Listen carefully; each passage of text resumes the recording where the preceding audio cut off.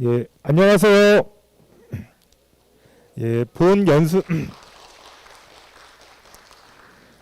연수를 담당하고 있는 교육연구사 김대성입니다. 지금부터 2020 아침 연수 교육을 새롭게 디자인하다 2기 직무 연수를 시작하겠습니다.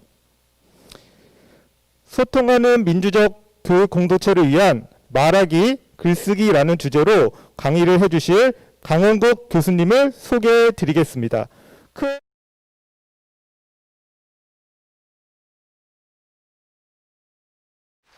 교수님께서는 무대로 올라와 주시기 바랍니다.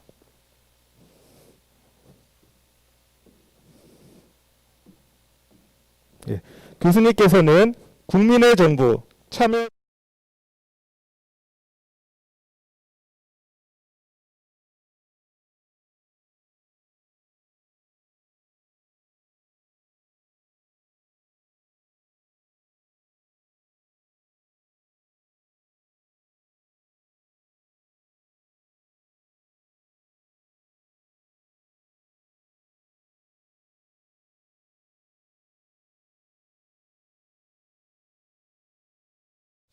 예, 안녕하세요.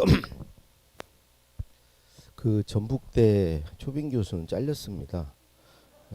아니 저도 잘린지 모르고 잘렸어요. 예, 임기가 있더라고요. 예, 어느 날 봤더니 임기가 끝났더라고요. 그 저희 여동생이 인천 삽니다. 그 여동생 남편이 인하대에 있어가지고 인천은 이제 자주 오고요. 아마 다음 달, 그러니까 내년 초부터는 인하대 초빙 교수 할 거예요. 저희 아버님도 평교사로 정년 퇴임하셨고요. 고등학교. 어머님은 초등학교 선생님 하시다가 저 초등학교 2학년 때 돌아가셨고요. 저도 2급 정교사 자격증이 있습니다. 예. 사회과목 그 교직을 이수했고요. 청와대 그 노무현 대통령 때 중간에 한번 사표를 냈었죠. 그때 선생님을 하려고 했어요. 예. 뭐 여러 가지 일이 있어서 이제 그렇게 안 됐는데 구체적으로 그때 학교까지 좀 정해지고 고등학교요. 그래서 그랬었는데 어쩌다 보니까 지금은 이제 글 쓰고 이 말하는 일을 하면서 삽니다. 2014년에 제가 대통령의 글쓰기라는 책을 쓰고 나서 이제 그렇게 인생이 풀렸는데요. 제 말을 하고 제 글을 써보니까 우리가 참 학교 다닐 때 이 글 쓰고 말하는 법을 못 배웠구나. 요즘에는 뭐 그렇지 않다고 듣고 있어요. 근데 제가 학교 다닐 때 예, 말하고 글 쓰는 것을 가르쳐 주지도 않았고 또 그거는 뭐 시험 평가의 대상도 아니었고요. 또 말하고 쓸 시간도 없었고요. 근데 사회 나와 보니까 말하고 쓰는 일이 어쩌면 가장 중요하더라고요. 회사에 가도 무슨 보고를 하고 회의를 하고 발표를 하고 보고서를 쓰고 뭐 기획서를 쓰고 전부 글 쓰고 말하는 일이에요. 정작 정말 필요한 것을 학교가 가르쳐 주지 않았구나. 읽기 듣기만 열심히 하게 했구나. 선생님 말씀 잘 듣고 교과서 참고서 많이 읽고 읽기 듣기만 잘하면 공부도 잘하고. 근데 이제 거기서 더 나아가서 읽기 듣기는 결국 그 말하고 쓰기 위한 저는 수단이라고 생각해요. 그게 목적이 될 수는 없다고 생각합니다. 읽기 듣기가.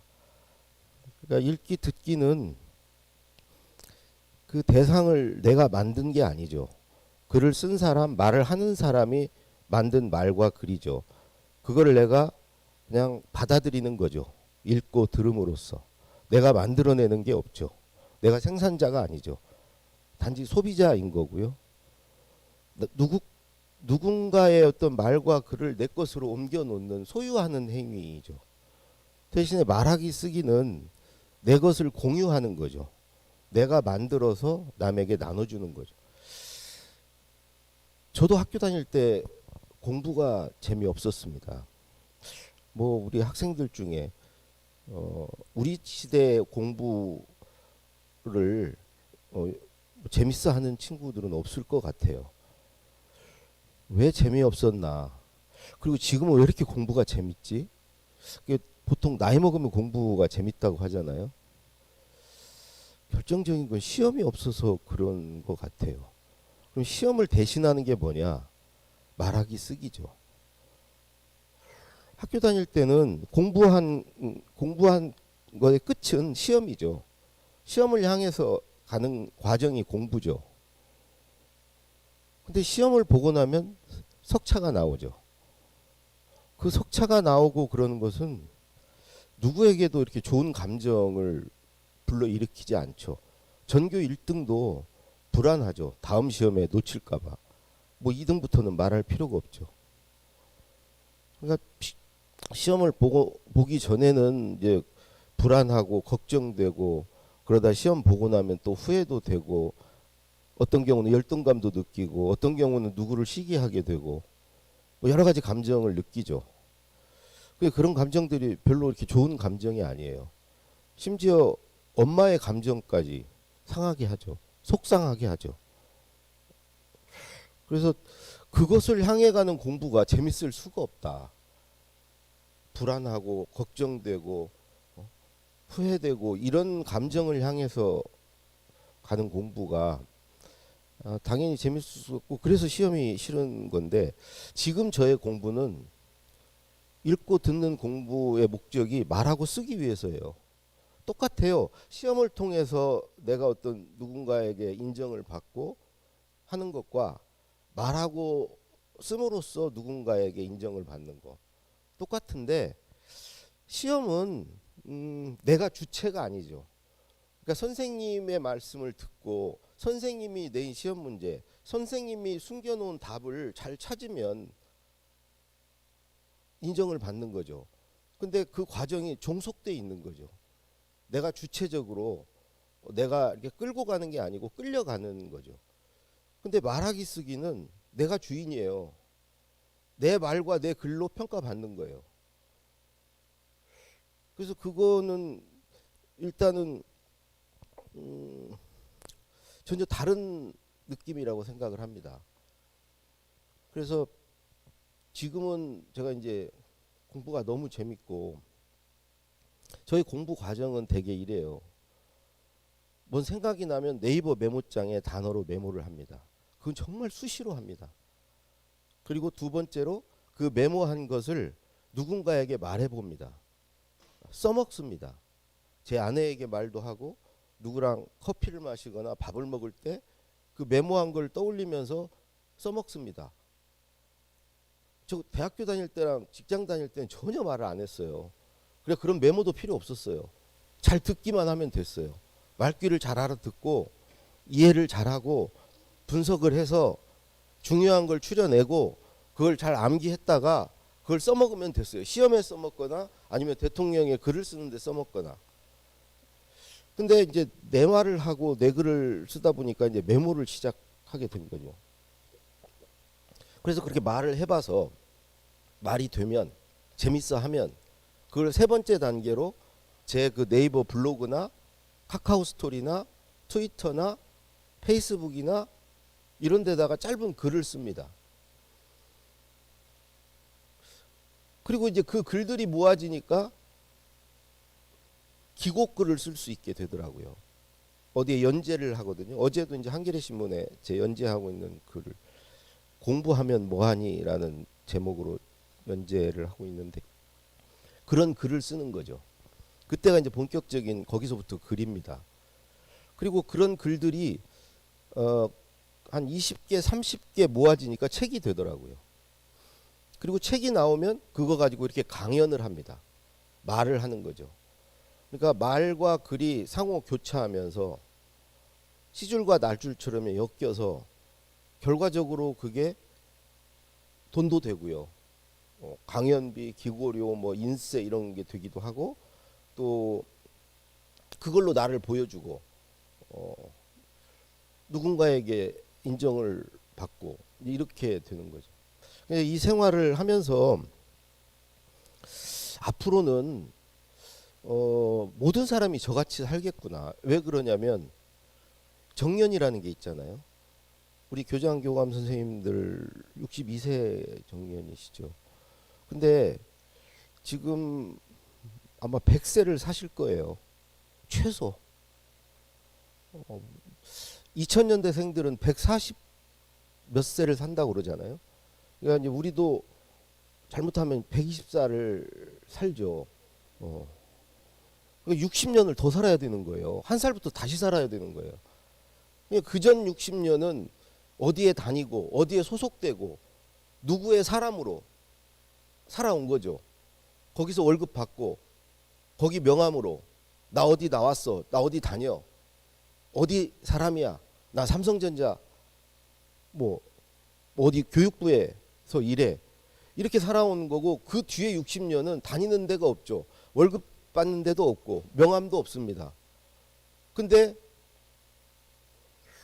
우리 아버지 세대까지는 뭐 그 세월이 기껏 해봤자 10여 년이에요. 70대 거의 뭐 80대면 엄청 장수하신 거죠. 그러니까 그 10여 년이 중요하지가 않았어요. 별 의미가 없었어요.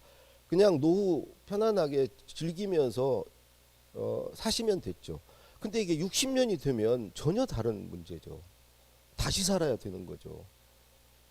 뭔가 소일도 해야 되고 뭐 경제적으로도 뭔가 좀 수입이 있어야 되고, 어찌 보면 이제 그 우리 자녀 세대들은 뒤에 60년이 난 더 중요하다고 생각합니다.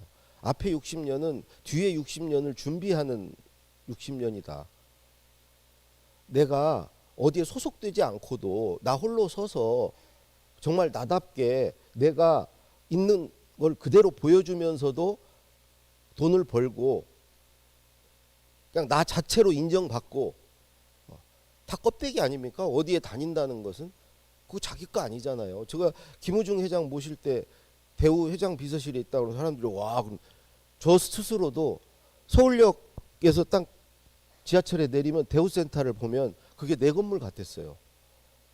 착각한 거죠. 내가 김우중 회장인 줄 알았어요. 김우중 회장 글을 쓰고 그 옆에서 매일 배석해서 그 회장의 말을 듣고 계속 그러니까.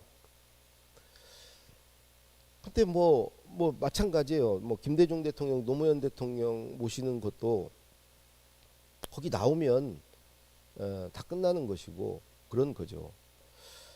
그러니까 진짜 승부는 그 이후에 하는 거죠. 근데 그 이후의 삶에서 진짜 중요한 건 말하기 쓰기라는 거죠.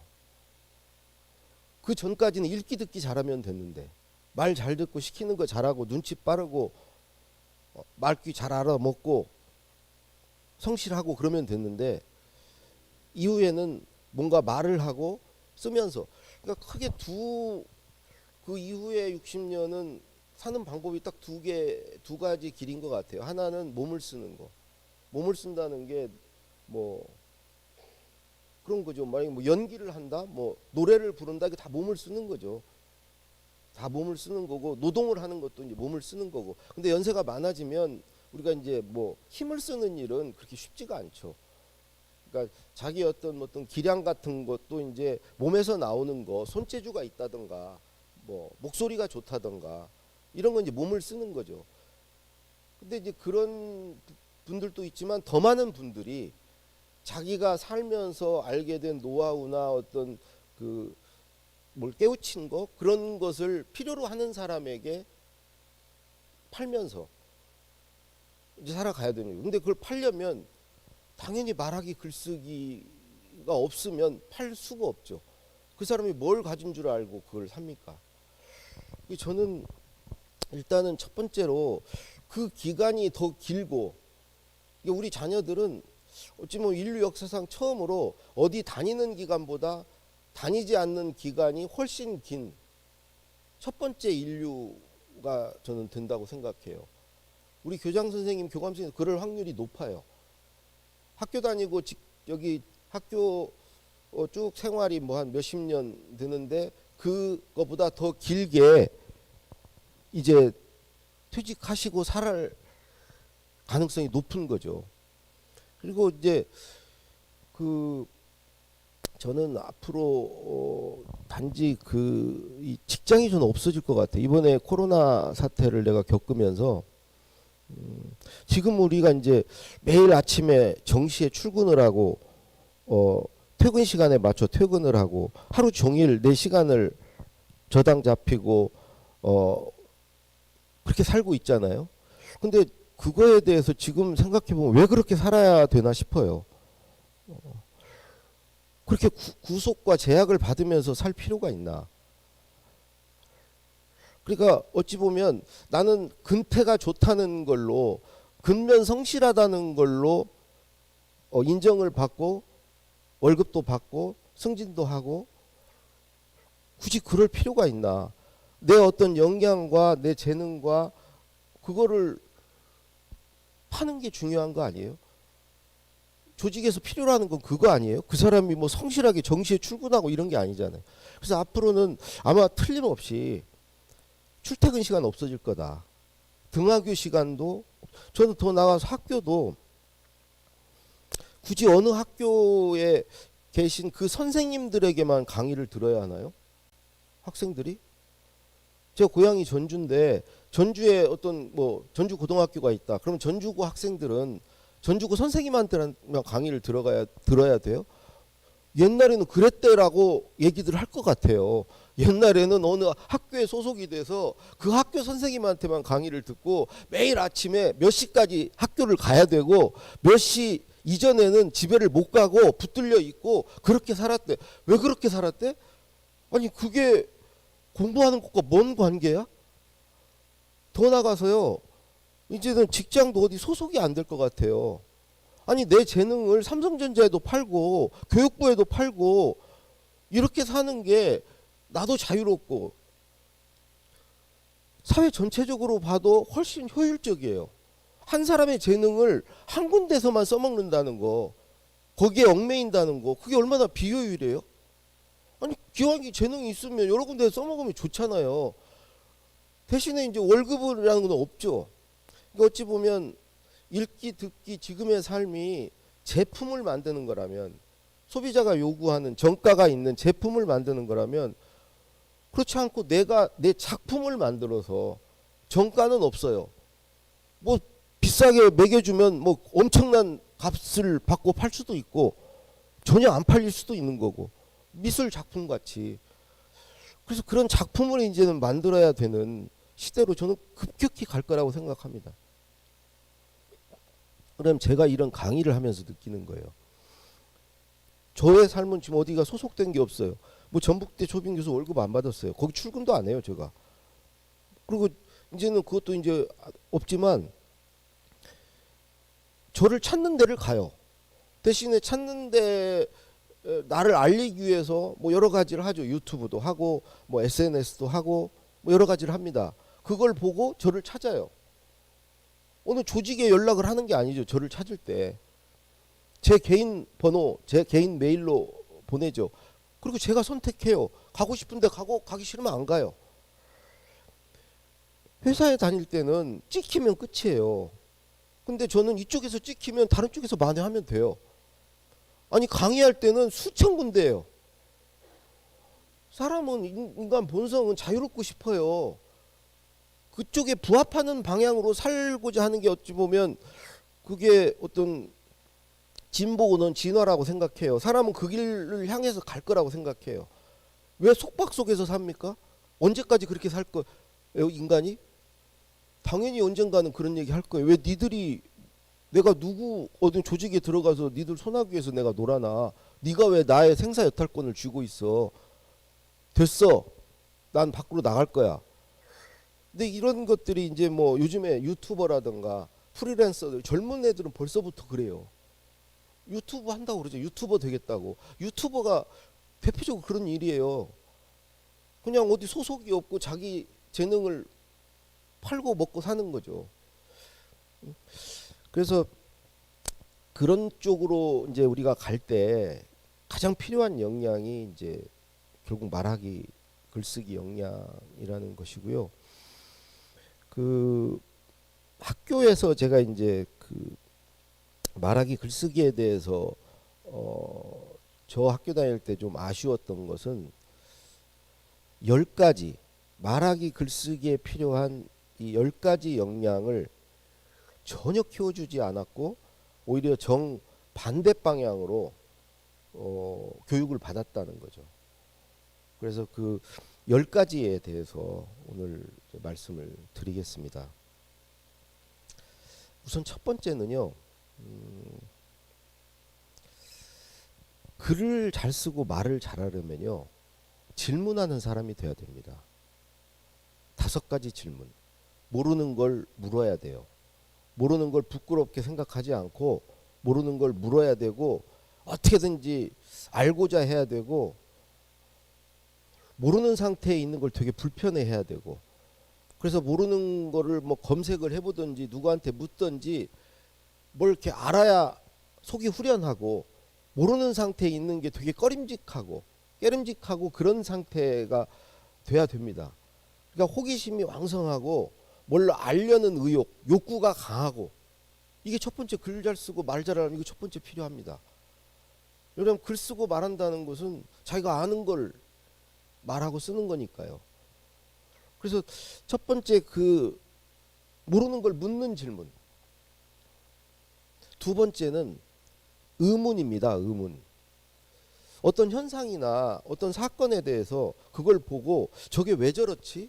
이유가 뭐지? 원인이 뭐지? 의문을 갖는 거예요. 세 번째는 반문입니다. 반문. 누군가의 말이나 누군가의 글에 대해서 토를 다는 거죠. 일종의 말대꾸하는 겁니다. 그거 맞아? 정말 그래도 돼? 그거 왜 해야 돼? 하라면 해. 왜 해야 돼? 이렇게 반문하는 거죠. 네 번째는 자문자답입니다. 내가 나한테 묻고 답하는 거죠. 이거에 대한 내 생각이 뭐지? 누가 나한테 이거 어떻게 생각하세요? 물어보면 난 뭐라고 답하지? 내 의견은 뭐지? 자문자답해 보는 거죠. 다섯 번째는 성찰하는 질문입니다. 뭐 내 삶을 반추하고 반성하고 뭐 이런 거죠. 내 양심에 비춰서 내 어떤 가치관에 비춰서 이렇게 살아도 되나? 내가 잘 살고 있나? 이런 성찰하는 질문을 하는 거죠. 사실 이 5가지 질문을 잘하면 저는 글 잘 쓰고 말 잘할 수 있다고 생각합니다. 말이라는 거, 글이라는 건요. 질문에 답하는 거예요. 사람들이 궁금해하는 거, 알고 싶어하는 거, 그거에 대해서 쓰는 거예요. 그거에 대해서 말하는 거고. 그렇지 않으면 가렵지 않는데 긁어주는 거예요. 사실 가장 좋은 말, 좋은 글은요. 남들이 필요로 하는 거, 남들이 궁금해하는 거, 그들에게 도움이 되는 거, 그런 말과 글이죠. 아 그렇잖아, 내가 그거 궁금했는데. 아 그랬어? 그거야? 이런 반응이 나타나야죠. 그리고 여러분 생각해 보세요. 일기를 쓸 때 질문하지 않고 쓸 수 있는지, 내가 오늘 뭐 했지 묻지 않고 쓸 수 있는지. 아 어디 기획문을 쓰는데 내가 어디 갔다 왔지? 갔다 왔어도 물어야 쓸 수 있어요. 거기 가서 무슨 일이 있었지? 누구 만났지? 뭘 먹었지? 물어야 되는 거죠. 글이라는 것은 그런 자기가 묻고 물음에 대한 답을 쓰는 거죠. 근데 이제 글을 막상 써야 될 때 물으면 그때 답을 찾으려고 그러면 사실은 늦어요. 말도 마찬가지고. 평소에 만들어 둬야 돼요. 평소에 내가 묻고 답하고, 그러니까 자문자답을 하는 과정은 내 의견이 뭔지 내 생각이 뭔지를 아는 거고, 모르는 걸 묻는 것은 어떤 새로운 지식이나 정보를 얻는 것이고, 성찰하는 질문은 어떤 내 철학을 만들어 가는 거죠. 나의 세계관, 인생관. 뭐 반문하거나 의문을 갖는 것은 다 그게 어떤 사고하는 과정이죠. 생각하는 것이죠. 근데 이런 질문들이 과연 우리 학교 다닐 때 있었는가? 수업 시간에 수업 끝날 때 선생님이 한 번 물어보셨어요. 질문 있나? 그때 손 들으면 눈치 없는 거죠. 선생님이 뭐라고 하시는 게 아니고 친구들이 뭐라고 그래요. 저것도 잘난 체 한다고. 어? 수업 중간에는 질문하는 법이 없었죠. 듣다가 궁금하면 손 들고 선생님 뭘 얘기를 하면은 선생님이 잘 대꾸를 안 해주셨던 것 같아요. 진도 빼기 바쁘니까. 너 지금 너 무슨 엉뚱한 소리를 하고 있어. 그걸 질문이라고 그래? 너 지금 장난해? 그러니까 좋은 질문일수록 엉뚱하거든요. 그리고 만약에 반문을 했다. 그건 좀 말대꾸가 되는 거죠. 선생님 그거 맞아요? 나와 이 새끼야. 이 자식이 어디다 대고 응? 의문을 갖는다? 선생님 말에 의문을 갖는다? 고개를 갸우뚱갸우뚱한다? 저 회사에 가보니까 회장 말씀하시는데 고개 갸우뚱하니까 회장님이 너 나가 이 새끼야. 이 자식 내 말이 이상해? 저 기분 나빠서 내가 말을 못하겠네. 받아 적어 이 자식아. 누구 너만큼 생각 없는 줄 알아? 나도 다 생각하고 말하는 거야. 그냥 받아 적어. 저 자식이 기분 나쁘게 자꾸 고개를 갸우뚱. 의문을 갖거나 반문을 하면 우리 사회는요 좀 삐딱한 놈이에요. 모난 놈이에요. 모난 돌이에요. 질문이 없어요. 저는 그 질문이 없는 삶을 산다는 것은 뭔가 자기가 주인으로 안 사는 거예요. 모르는 거 대충 넘어가는 사람은 별로 삶에 의욕이 없는 거예요. 사는 게 재밌지 않은 거죠. 우리 막 호기심이 왕성하고 뭔가를 알고 싶고 알았을 때 기분이 좋고 막 그걸 향해 갈 때 행복한 거죠. 제가 이제는 글을 쓰면서 이제 공부를 해보니까 글쓰기에 대해서 알아가는 게 너무 즐겁고 거기에 대해 끊임없이 질문을 하고 내가 질문을 하고 답을 얻는다는 것은 계속 메모를 하는 걸로 나타나요. 뭔가 생각이 났다는 거거든요. 생각이 났다는 것은 내가 뭔가 지금 나한테 묻고 내가 답을 얻었다는 것이기도 하고 뭐 몰랐다는 것을 아는 것도 저는 메모를 하고 하니까 그래서 첫 번째가 이제 질문입니다. 뭐 여담이지만 제가 학교 다닐 때 질문하다가 맞는 경우를 2번 봤거든요. 저는 아니고요. 저는 눈치가 빨라요. 초등학교 2학년 때 어머님이 돌아가셔서 늘 남의 집에 살면서 눈치를 심하게 봤고요. 그래서 그 묻지 않고도 알아요. 저 사람이 저렇게 말하는 의도, 배경, 맥락, 취지, 이런 목적 이런 걸 알아요. 사실 그 힘으로 대통령이 글을 쓴 거예요. 짧게 얘기해줘도 그걸 길게 늘릴 수 있어요. 그 말씀하시는 텍스트 그 뒤편의 컨텍스트를 파악할 수 있으니까 왜 저분이 저런 얘기를 하는지 그걸 알아야 그 말을 늘릴 수 있거든요. 대통령 글 쓰는 것은 느리기 아니면 줄이기예요. 그리고 눈치로 느리거나 아니면 줄이는 것은 학교 다닐 때 선생님들이 열심히 가르쳐 주셨어요. 요점 정리하는 거. 노트 필기하고 중요한 거 줄치고 별표 치고 3가지로 요약하고 뭐 이런 것들은 학교 다닐 때 충분히 훈련이 됐어요. 읽기 듣기는 많이 했으니까. 대통령이 한 3시간 얘기해 주시고 야 7분짜리 연설문으로 써봐라. 그럼 그거는 할 수 있죠. 요약하는 건. 내 건 없어도 남의 거 이렇게 정리하는 건 잘 하죠. 두 가지 사례가 뭐냐면 한 번은 국어 선생님이 참고서를 학기 첫 시간에 소개를 해줬는데 한 서너 권을 가져오셔서 나 그 선생님 그 교생 막 마치고 처음 부임하고 정말 의욕적으로 대학교 교재 소개하듯이 이렇게 하셨던 것 같아요. 나중에 지나고 보니까. 근데 어떤 친구가 선생님 그 책 사란 말씀이세요? 그랬어요. 나와 이 새끼야. 저기 누굴 책장 사러 와라? 그리고 1시간 내에 맞았어요. 또 한 친구는 수학 선생님인데 집신을 신고 오셨는데 한 친구가 선생님 누구 돌아가셨어요? 그랬어요. 너 나와 이 새끼야. 네 애비한테 가서 그래. 응? 죽긴 누가 죽어? 근데 걔가 그러더라고요. 왜 우리 아버지 얘기를 하세요? 근데 이게 아주 선생님을 정말 화나게 했어요. 그때부터 맞기 시작하더라고요. 그러니까 이제 질문을 한다는 것은 저는 그런 거라고 생각해요. 나 여기 살아 있다고. 나도 생각 있는 사람이라고. 그런 게 나오는 게 질문이라고 생각해요. 나도 내가 세상의 중심이라고. 나도 내가 주인인 삶을 살고 싶다고. 그냥 휩쓸려가고 얹혀가고 끌려가는 삶 살지 않겠다고. 그게 의문을 갖는 거고 반문하는 거고 자문자답하고 다 그런 거라고 생각합니다. 두 번째는 저는 주목을 잘하는 사람이었어요.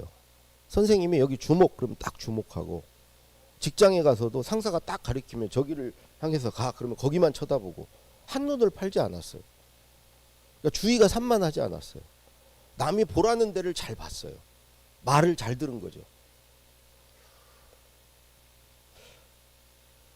근데 돌이켜 보면은 그게 과연 그렇게 사는 게 행복했나?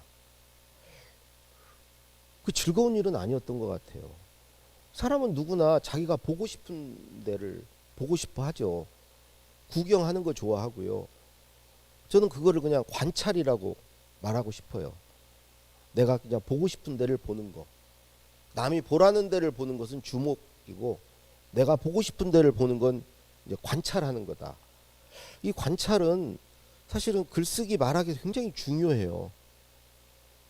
뭐 이렇게 유심히 보는 친구들이 예를 들어서 글쓰기 중에 중요한 게 이제 묘사 같은 게 있잖아요. 본 거 그대로를 말하거나 글로 쓰는 거. 이거 회사 가서도 중요해요. 상사가 야 지금 어떻게 돌아가는지 한번 현황 파악해서 보고해라. 그 묘사를 잘해야 돼요.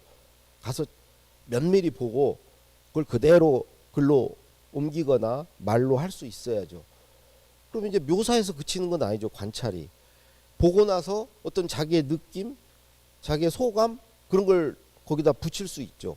더 나가서는 본 거에 대해서 자기가 분석하고 자기의 어떤 해석을, 그게 이 사태를 나는 이렇게 봅니다.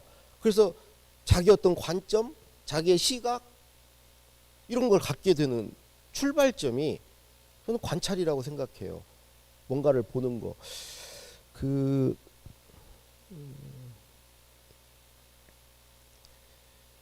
어느 작가 얘기인데 내가 다 잊어버렸다. 근데 그 작가 수업을 봤는데 그 스승이 그냥 유명한 사람인데 내가 그 사람 이름을 잊어버렸어.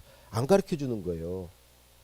근데 그 스승의 집이 계단을 엄청 올라가야 되는 거예요. 그래서 어느 날 이제 불평을 얘기했어요. 그 제자가. 내가 이렇게 힘들게 매일 오는데 왜 가르쳐 주시지 않습니까? 그러니까 그 스승이 물어봤어요. 너 집에 오는 그 계단이, 우리 집에 오는 계단이 몇 개인 줄 아냐? 모른다. 근데 넌 아직 준비가 안 됐다. 근데 그걸 듣고 깨우쳤다는 게, 그게 모파상이, 아마 그 제자가 모파상일 거예요. 그 스승은 더 유명한 사람이 제가 잊어버렸네요. 어쨌든 글을 잘 쓰려면 뭔가를 이렇게 신기하게 쳐다보고 유심히 관찰하고, 남들은 그냥 흘려보내는 거에 꽂히고, 그게 이제 관찰을 하다 보면 결국은 나 몰입에 이르게 된다고 생각해요. 진짜 좋아하는 걸 찾았을 때, 진짜 관심 있는 거, 이게 뭐야 도대체? 애들이 개미에 꽂히면 그냥 하루 종일 개미만 쳐다보듯이, 그거 누가 엄마가 너 하루 종일 개미만 보고 있어 그럼 보겠어요? 근데 보지 말라 그래도 그걸 보고 있는 게 원래 인간이라고 생각해요. 저는 학교가 뭐 초중고를 통틀어서 적어도 고등학교 졸업할 때쯤에는 내가 진짜 잘할 수 있는 거, 내가 좋아하는 거, 내가 관심 있는 거, 그거를 하나 찾게 해주는 게 교육에서 제일 중요한 게 아닌가. 국영수 뭐 초등학교 국산사자 이거 잘해서 우리 세대까지는 그거 잘하면 뭐 회사에 가서 저런 걸 잘해요. 읽기 듣기 훈련이 충분히 돼 있기 때문에 베끼고 쫓아가는 걸 잘해요. 경쟁심까지 막 학교 다닐 때 키워놨기 때문에, 그걸 막 완전 부추겨놨기 때문에 어떤 선진 제품이나 어떤 서비스나 제도를 야 저거 우리 도입하자 그러면 그걸 그 이상 업그레이드 시켜서 만들어내는 능력이 있는 거죠. 저는 그게 우리 교육 덕분이라고 생각합니다. 우리가 자동차를 만들지 않았어요. TV를 만들지 않았어요. 근데 TV를 만든 나라보다, 자동차를 만든 나라보다 더 잘 만들어요. 읽기 듣기를 열심히 한 덕분이라고 생각해요. 뭐를 딱 물건을 갖다 주면 그거를 이해를 잘해서 분석해서 그대로 만들어낼, 그보다 더 나게 만들어낼 수 있는 역량을 키워준 거죠. 거기다가 우리가 이제 교육열이라고 그러면 교육은 그런 교육을 받았고, 왜 그러면 우리 때까지는 지금 베끼고 쫓아가기도 바빴으니까 새로운 걸 만들어낼 필요가 없고 그럴 여력도 없고 그럴 필요도 없으니까 거기다가 좀 더 빨리 쫓아가고 빨리 베끼는 게 필요하니까 경쟁이 필요하고, 그게 나는 그 교육열에서 그런 열정은 경쟁심이라고 생각해요. 계속 등수 매기면서 누가 잘하나, 그래서 어찌 보면 읽기 듣기 능력이 빨리 베끼고 빨리 쫓아갈 수 있는 그 실력을 배양해 준 거죠. 경쟁을 시킴으로써. 근데 이제는 이제 우리가 뭔가를 새로운 걸 만들어야 되고 없던 길을 만들어야 되는 거죠. 있는 길을 빨리 달리는 게 아니고 없던 길을 그럼 이 없던 길을 만드는 데 있어서는 저는 주목이 아니고 주목하는 대상은 이미 있는 거예요. 아니 선생님을 주목해봤자 선생님 수준에 도달하는 거잖아요. 선생님이 이제는 다가 아니잖아요. 그리고 상사가 가르치는데 상사에 주목하는, 상사의 수준에 도달하는 게, 그래봤자 정체도 있는 거 아닙니까? 그 상사 수준에 갇히는 거 아니에요? 그 너머를 가야죠. 가르치는 데 봐서는 안 되는 거죠. 뭔가를 가르친다는 거, 그거는 원래 있는 거죠. 거기에 빨리 오는 게 무슨 대수예요? 거기에 빨리 도달하는 게? 없던 걸 만들어야지. 없던 걸 만들려면 자기가 봐야 돼요. 누가 보라는 데를 안 보고 보고 싶은 데를 봐야 돼요. 그래서 학생이 20명이 각자 딴 데를 보고 가도 돼요. 선생님 안 보고. 근데 우리 때 선생님 말씀하시는데 밖에 창밖에 오고 가을이 정말 깊어가는 거 선생님 분필로 막 던졌죠. 응? 너 이거 어디 한눈을 팔어? 저 교련 선생님한테 제가 교련 시간에 하다가 너 나오라고 해서 제가 나갔더니 복창하래요. 나는 엄마가 둘이다. 나 그게 무슨 소리인지는 모르겠는데 하라니까 3번 복창하래요. 나는 엄마가 둘이다. 나는 엄마가 둘이다. 엄마 계시지도 않는데 뭐가 엄마가 둘이야. 한눈을 파는 게 너는 엄마가 둘이니까 너는 한눈을 팔았. 그게 무슨 말씀인지 모르겠는데 엄마가 둘이래요. 뭐 학부모님들도 그러잖아요. 자녀가 주의가 좀 산만하면, 집중을 못하면 그 집중 잘해서 뭘 하는데요? 누구한테 집중할 건데요? 그거 해가지고 그 수준에 가는 거 이상이 뭐가 있어요? 그 사람과 다른 걸 만들 수 있어요? 나는 오히려 그럴수록 그 사람이 못 가진 거, 그 사람 수준 그 이상, 그걸 만들어내는 데는 더 제약을 받는다고 생각해요. 지금은 이제 뭐 의대를 가려고 그러고 법학전문대학원, 거기서 배출되는 의사나 판검사나 변호사들이 뭘 잘합니까? 주목을 잘하는 사람들이에요. 있는 거 잘 외우고 이해하고 그러는 거지. 그 사람들이 뭘 새로운 걸 뭘 만들어냅니까?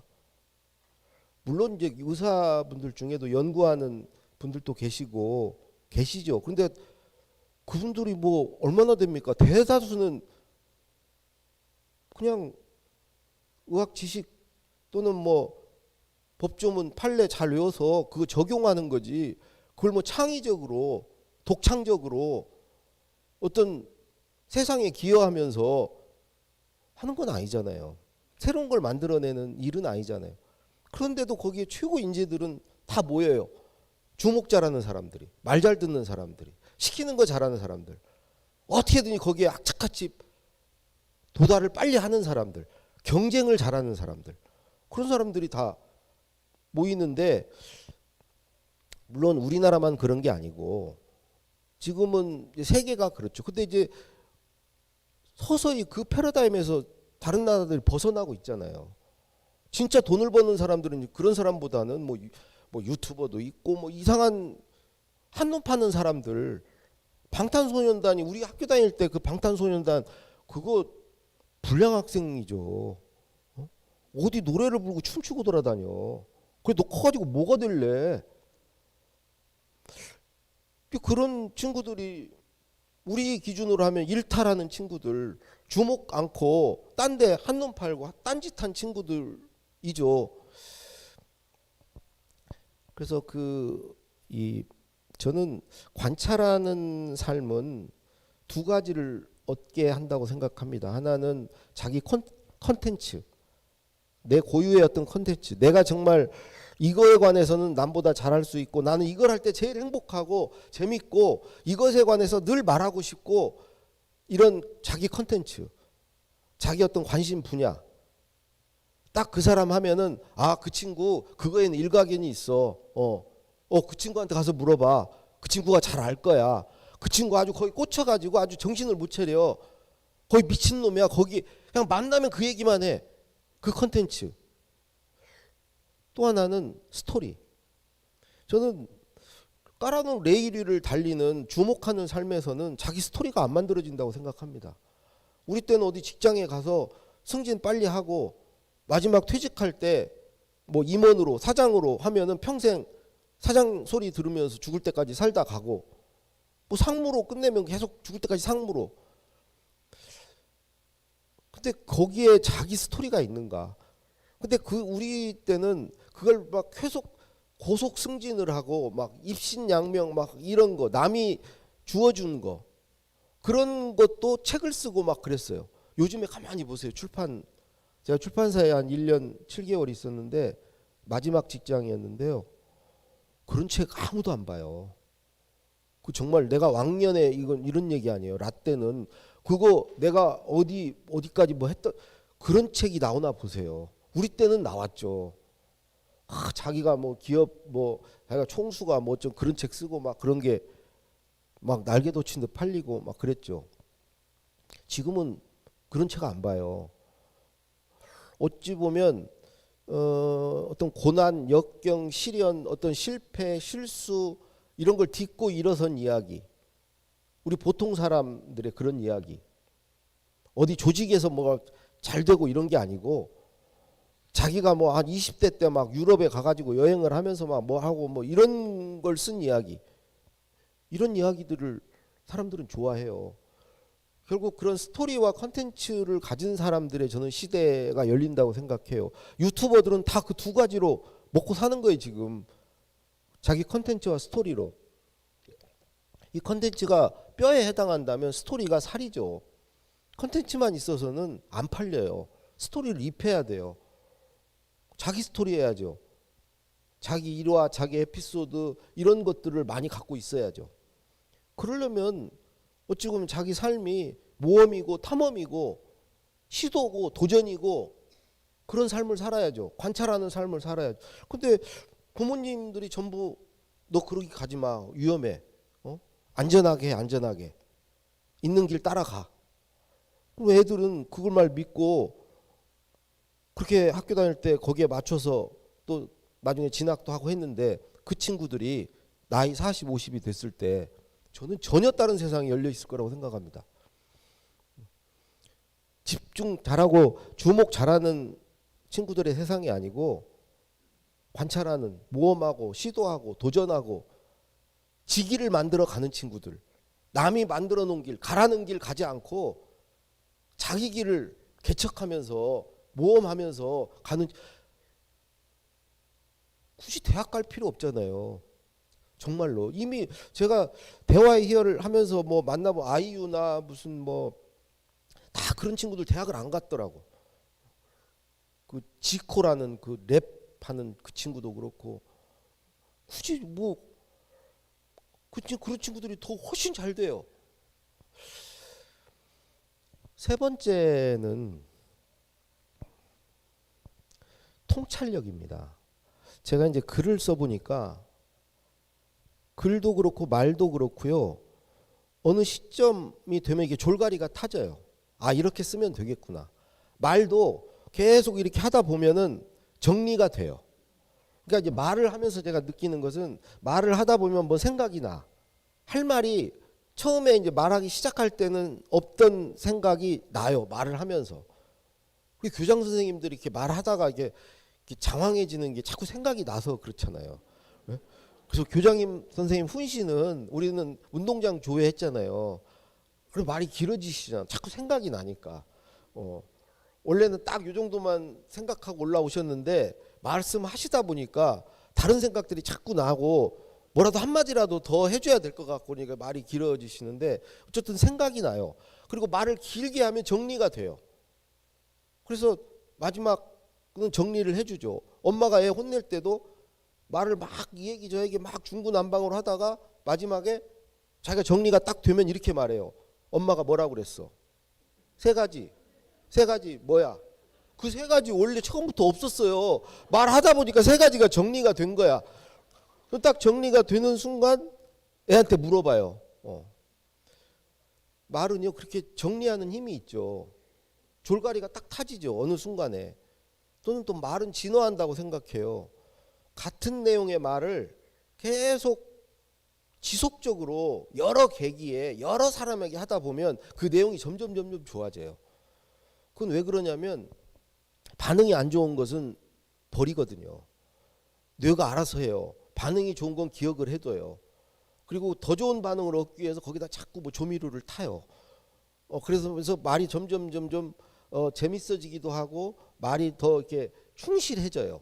왜 그러냐면 그 말을 자기가 한번 꺼낸 것은 그것과 관련된 누구한테 말을 듣거나 뭘 읽거나 그러면 거기다 보태거든요.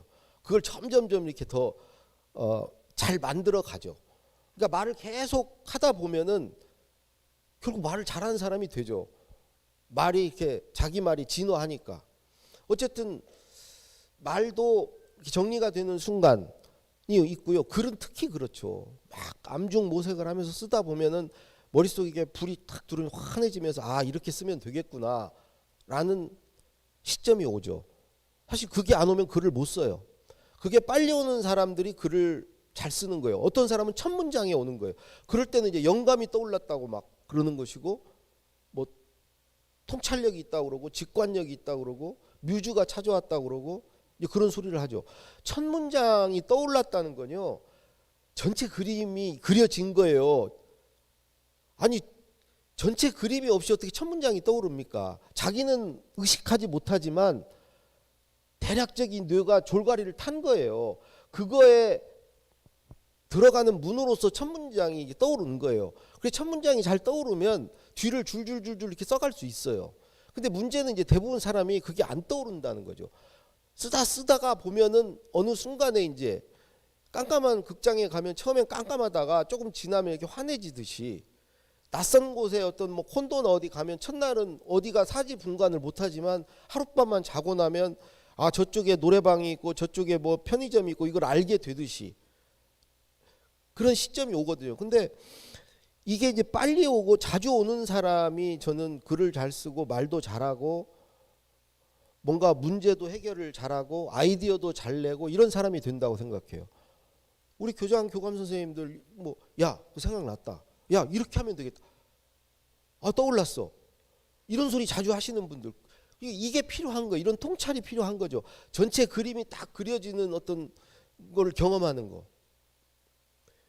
근데 이 통찰력을 키우려면은 저는 가장 우선돼야 되는 게 자기가 아주 좋아하는 관심 있는 분야, 어떤 주제 그걸 찾는 걸로부터 시작된다고 생각합니다. 왜 그러냐면 통찰력을 키우려면 필요 조건이요. 그 어떤 생각의 조각들이 많아야 돼요. 기본적으로. 그림 퍼즐 맞출 때 그 조각들 레고 블록 조각들 이게 많아야 돼요. 그 다음에 충분 조건은 그 조각들을 맞추는 기술이 있어야 돼요. 그걸 연결하고 결합하고 꿰맞추는 능력이 있어야 돼요. 조각이 없으면 이제 그건 안 되는 것이고 근데 조각만 있다고 해서 통찰이 오지는 않아요. 통찰이 온다는 것은 이게 구슬이 실로 꿰어지거나 조각들이 이게 연결이 돼서 어떤 그림이 만들어지는 것이거든요. 우리가 그림 퍼즐 맞출 때 보면 3분의 1 정도 맞추면 아 전체 그림이 뭐구나 이런 게 이제 통찰이 오는 순간이라고 생각하는데 이 필요 조건이 이제 조각들이 있어야 되고 이 조각은 지식일 수도 있고 정보일 수도 있고 뭐 어떤 자기의 깨달음일 수도 있고 자기가 알고 있는 노하우일 수도 있고 뭐 여러 가지예요. 일단 그 조각이 많아야 되고 그걸 연결하는 기술이 있어야 되는데 이 조각이 생기려면요. 그러니까 이 조각들을 많이 수집하기 위해서는 그런 상태에 빠지기 위해서는 결국은 자기가 어떤 좋아하고 관심 있는 분야에서부터 저는 시작된다고 생각해요. 우리가 학교 다닐 때 뭐 당구에 빠지면 막 천정이 당구판으로 보이고 또 우리가 어디에 빠지면 늘 그 생각이 나고 뭔가 그런 게 자꾸 눈에 띄고 그런 것과 연결이 되고 아니 책을 읽다가도 그것과 관련되는 것들이 눈에 잘 띄고 그렇게 되는 거죠. 제가 이제 글쓰기에 대해서 그거에 대해서 관심을 가지고 하니까 그때부터는 세상 모든 게 다 글쓰기와 관련이 있더라고요. 산을 올라가는 과정도 글쓰기와 관련이 있고 산에 갈 때는 그 생각이 계속 나요. 그리고 뭐 TV를 보다가 뭐 노래 경연 같은 걸 보면 야 노래 경연도 글쓰기하고 똑같은 거구나. 모든 게 다 글쓰기. 그리고 막 잠들기 전에도 모든 글쓰기에 관한 뭐가 자꾸 떠오르고 산책을 할 때 아침에 반신욕을 할 때 뭐 누구와 대화할 때 조각들이 자꾸 생기는 거예요. 근데 이 조각이 글쓰기에만 이제 머물지 않고 글쓰기가 말하기 나아가서 소통, 리더십 막 이렇게 확장이 되는 거예요. 그러니까 처음에 어떤 돌멩이 하나가 있어야 된다. 그 출발점 그게 있어야 이게 구르기 시작한다. 구르면서 덩어리가 커지고 덩어리가 커지니까 표면적이 넓어지고 그 넓어진 표면적에 생각이 와서 자꾸 붙으면서 조각들이 많아지고 이 조각들이 많아지는 게 결국 어떤 통찰을 갖는 필요 조건이고 그걸 연결하고 하는 충분 조건은 어떻게 키워지냐? 저는 글쓰기로 키워진다고 생각합니다. 글쓰기라는 게 또는 말하기도 마찬가지인데 글쓰기가 더 그렇죠. 그것들을 연결해 보는 것이거든요. 자기가 가진 조각들을 꿰맞춰 보는 것이거든요. 꿰어보는 과정이 글쓰기고 말하기예요. 그 조각이 없는 사람은 글쓰기 말하기를 잘할 수가 없어요. 그러니까 조각이 없이 글을 잘 쓰고 싶은 사람은 공부 않고 시험은 잘 보고 싶은 거예요. 그리고 그런 사람이 시험 보기 직전에 막 밤을 새고요. 글 쓸 때 막 조각을 찾아요. 자료를 뒤지고 막 어디서 막 그때 조각을 찾기 시작해요. 그때 이미 늦어요. 그리고 이제 그 고비를 넘기면 또 조각을 안 만들어요.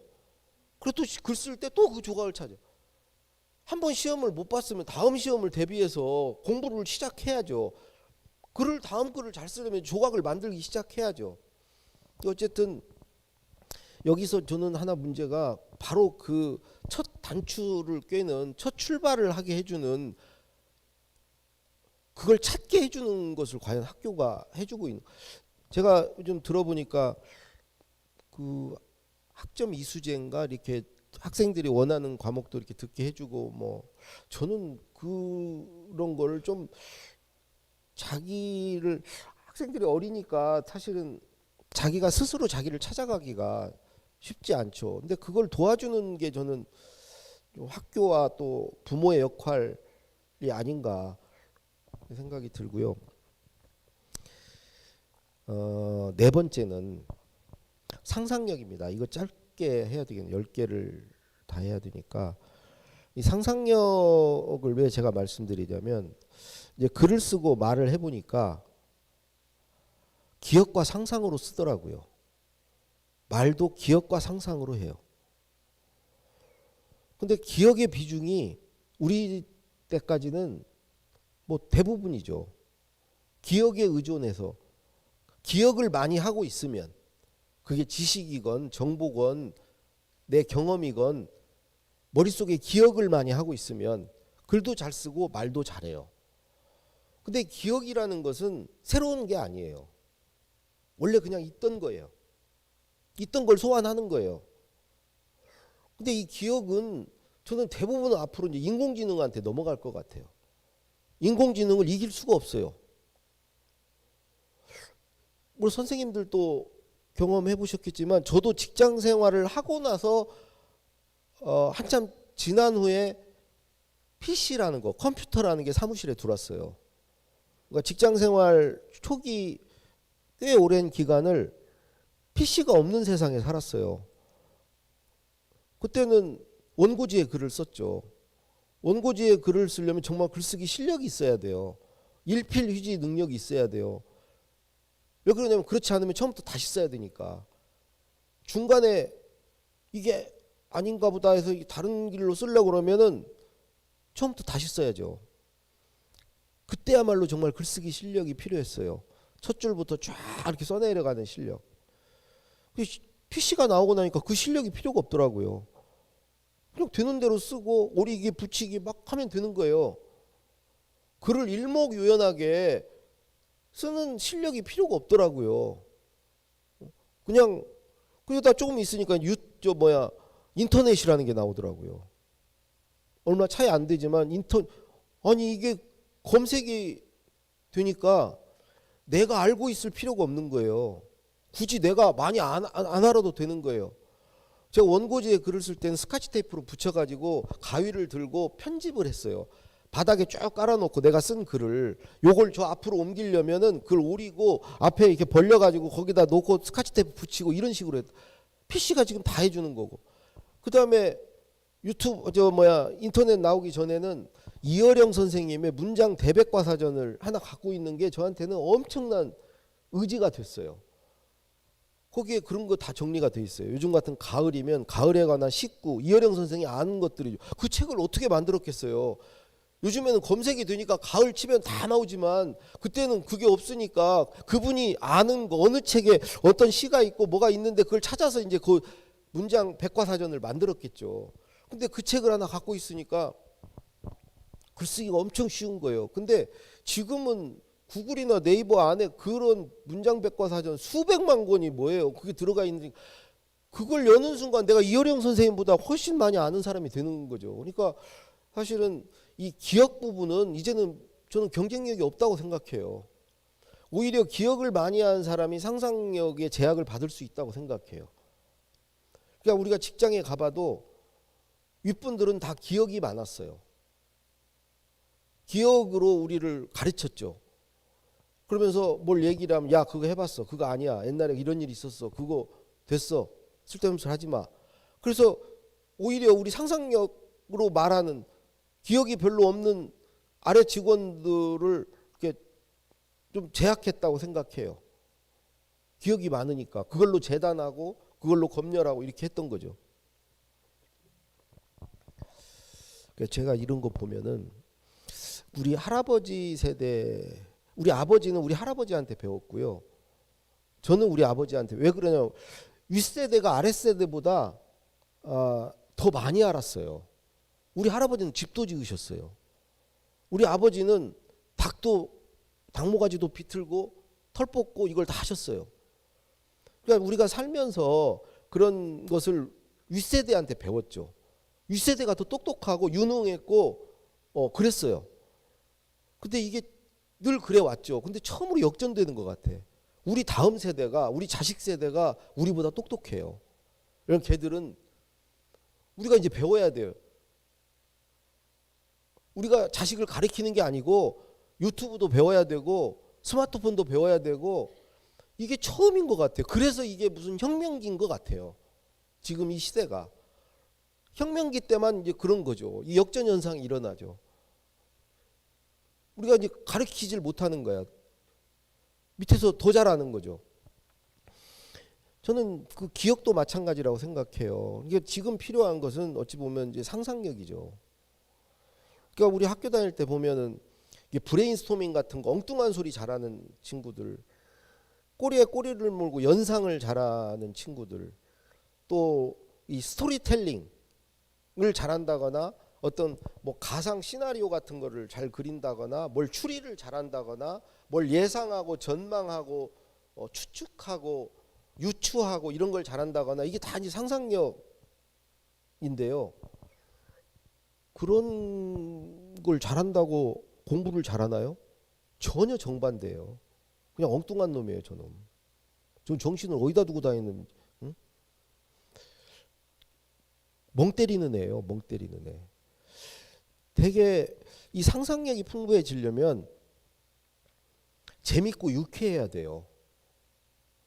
가볍고. 그래서 사람들이 놀 때, 재밌을 때, 유쾌하고 흥겨울 때, 이럴 때 막 상상력이 발동하거든요. 그 다음에 어떤 실패라던가 실수에 대해서 좀 관대해야죠. 왜냐하면 상상력의 결과는 실패할 확률이 높으니까. 기억은 안전해요. 성공 확률이 훨씬 높아요. 근데 성공해봤자죠. 대박이 나는 건 상상력이죠. 근데 대박이 맨날 나나요? 정말 여러 번의 실패 끝에 한 번 오는 거죠. 근데 요즘에 그게 필요한 시대죠. 그 한 번이 필요한 시대죠. 그러면 결국은 실패에 관대하고 실패를 용인해 줘야 뭔가 도전하고 시도를 해서 그런 걸 찾아내는 거죠. 근데 위에서 야 그거 아니야. 쓸데없는 소리 말어. 그거 안 돼. 이래버리면 뭐 상상력을 꽃피울 수가 없는 거죠. 그러니까 저희 학교 다닐 때는 뭐 전혀 상상력 같은 게 필요 없었고요. 제가 초등학교 4학년 때 글짓기 대회에 나가서 그 전북일보사 주최에서 최우수상을 받았는데 그거를 신문에 실는데요. 그래서 내가 그 소리를 듣고 너무 걱정이 됐어요. 거짓말로 썼거든요. 제목이 즐거운 우리 집이었어요. 아버님하고 같이 안 살고 있었는데 아버님이 두 가지 생각이 들더라고요. 거짓말했다 혼나겠구나. 또 하나는 내가 그 행복한 우리 집을 그렸거든요. 아버님이 마음이 아프실 수 있겠구나. 그런 생각이 들면서 이제 계속 걱정을 하면서 그 신문 나오는 날을 기다렸죠. 근데 아버님이 신문을 갖고 오셨어요. 그래서 칭찬을 해주시는 거예요. 잘 썼다고. 그러니까 아버님은 그걸 상상력으로 본 거예요. 그래서 내가 그때 글이라는 게 꼭 사실일 필요는 없구나. 가만히 보니까 소설은 다 가상의 이야기죠. 사실이 아니잖아요. 시는 더 심하잖아요. 그러니까 글이라는 게 상상력이 더 가미될수록 문학이 되고 더 좋은 수준의 글이 되는 거죠. 뭐 영화도 마찬가지고 무슨 게임 뭐 이런 것도 다 마찬가지고 다 상상력의 산물이죠. 기억 가지고 만들면 재밌겠어요? 재미없죠. 그러니까 앞으로는 그런 시대라는 거죠. 상상력 이게 필요하고 그리고 가만히 보면은 저 개그맨들이나 이런 친구들이 굉장히 상상력이 풍부하다고 생각해요. 사실 유능한 거죠. 근데 우리 학교 다닐 때 까부는 애들 맞았죠. 자식 웃기는 놈이라고 자식. 그리고 막 인상 딱 쓰고 막 재미도 없고 그러니까 재미를 추구하지도 않고 웃지도 않고 까불지도 않고 우스갯소리도 못하고 염숙한 애들이 공부를 잘하고 선생님은 그 애들을 이뻐하고 가볍고 웃기고 까부는 애들은 미워하고 사실 그랬죠. 저는 엄숙한 쪽이었죠. 제가 너무 엄숙해가지고 어느 날 초등학교 선생님이 생활기록부 통신표 뒷장에다가 그 얘가 웃음기가 없고 뭐 하여튼 그런 내용을 쓰셨어요. 단점으로 지적을 한 거예요. 그래서 제가 그때 정말 상처를 받았어요. 내 엄마가 없다는 거에 대한 선입견을 갖고 계시구나 선생님이. 그래서 이런 소리를 쓰셨구나. 그래서 그 다음부터 계속 이제 웃고 다닌 거예요. 그래가지고 그 당시엔 스마일 운동이라는 게 있었어요. 노란 이렇게 양철 같은 거 이렇게 여기다 나눠줬어요. 잘 웃는 애한테. 사회가 얼마나 웃음이 없으면 스마일 운동을 했겠어요. 사실은 지금도 우리는 그게 필요해요. 사람이 아니 유머 무슨 조크 그런 원래 우리 민족은 해학도 있고 다 있었는데 너무 우리가 이제 엄숙해졌어요.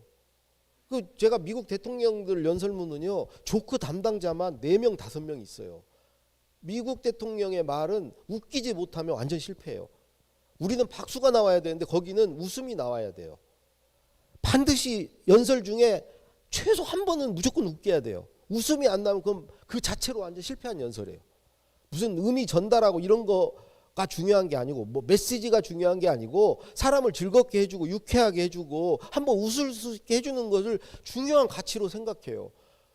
그러니까 걔들은 뭐 유럽도 뭐 살롱 같은 데서 모여가지고 막 우스갯소리고 택 도는 소리 하면서 실없는 소리 하면서 그거 하는 거 거기에서 아이디어들이 나오고 뭐 새로운 것들이 다 나온 거 아닙니까? 우리가 그런 부분에서 우리가 앞서가지 못했잖아요. 이게 연구실 그 미국 어느 대학에서 연구 그 조사를 했는데 그 어떤 혁신적인 아이디어나 이런 것들이 어디에서 많이 나오는가? 연구실인가? 그게 아니고 휴게실. 다양한 분야의 사람들이 모여서 잡담을 하고 까불고 그냥 여유 있게 하면서 서로 자기 생각을 얘기하는 휴게실에서 기발한 아이디어들은 나온다는 거예요. 그러니까 이제 우리가 좀 상상에 꼽히려면 우리가 휴식도 좀 해야 되고 잠도 좀 충분히 자고 좀 여유도 있고 좀 까불기도 하고 웃기도 하고 너무 엄숙하지 않고 이제 그런 분위기가 사실 필요한 거죠. 근데 우리 때 잠을 안 자고 뭘 해야지. 너 잠이 오냐 지금? 제가 어느 회장님 모시다가 이제 퇴사를 하러 회장님 인사를 드리러 갔는데 회장이 그러시더라고. 너 언젠가 내가 월요일 날 너 일요일 날 뭐 했냐고 물어보니까 이마트 갔다고 그러더라. 내가 그때 너무 놀랬다. 너 이마트 갈 정신이 있냐? 와이프 뒤에 따라다니고 카트 끌고 돌아다니고 싶으면 네가 그렇게 한 거 아니야? 나는 잠이 안 온다. 잠이 안 와. 너 그룹 전략실장이란 놈이 그 월급을 내가 그렇게 많이 주고 하는데 내가 배신감을 느꼈다 너한테. 내가 이제야 말하는데 너는 안 되겠구나. 넌 틀린 놈이다. 올인하지 않는 놈이다. 어떻게 네가 나한테는 정말 너무 화가 났다는 거예요. 가만히 들어보니까 그럴 만해요.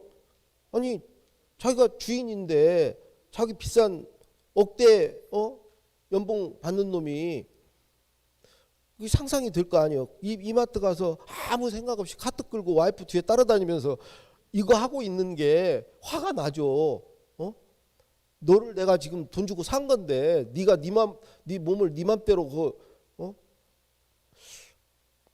사실은 이제 우리는 사실 뭐 오너가 그런 얘기를 안 해서 그렇지 다 그런 생각을 속으로 하고 있는 거죠. 근데 미국에 지금 잘 나가는 기업들 가보시면요. 막 놀게 만들어요. 아주 의무적으로 일정 시간은 네가 하고 싶은 일을 하도록. 그 다음에 실패 실적을 내라고. 네가 얼마나 시도를 했는지 보겠다고. 그 실패에 대해서 이렇게 관대하게 그게 맞는 것 같아요. 실패하지 않고 어떻게 성공을 해요. 어느 날 갑자기 뚝 떨어집니까 뭐가? 그 실패를 안고 있다는 건 일을 안고 있다는 거예요. 뭔가를 할 의욕이 없다는 거고. 그러니까 당연히 실패를 권장할 수밖에 없는 거죠. 이게 상상력이고요. 그 다음으로 말씀드릴 것은 비판력입니다. 사실 아까 이제 질문할 때도 잠깐 말씀드렸지만 우리 사회에서 이렇게 비판력이 있는 사람들 우리 때는 막 깜빵 갔죠. 깜빵 갔어. 군사독재 시절에 그런 사람 다 깜빵 갔어요.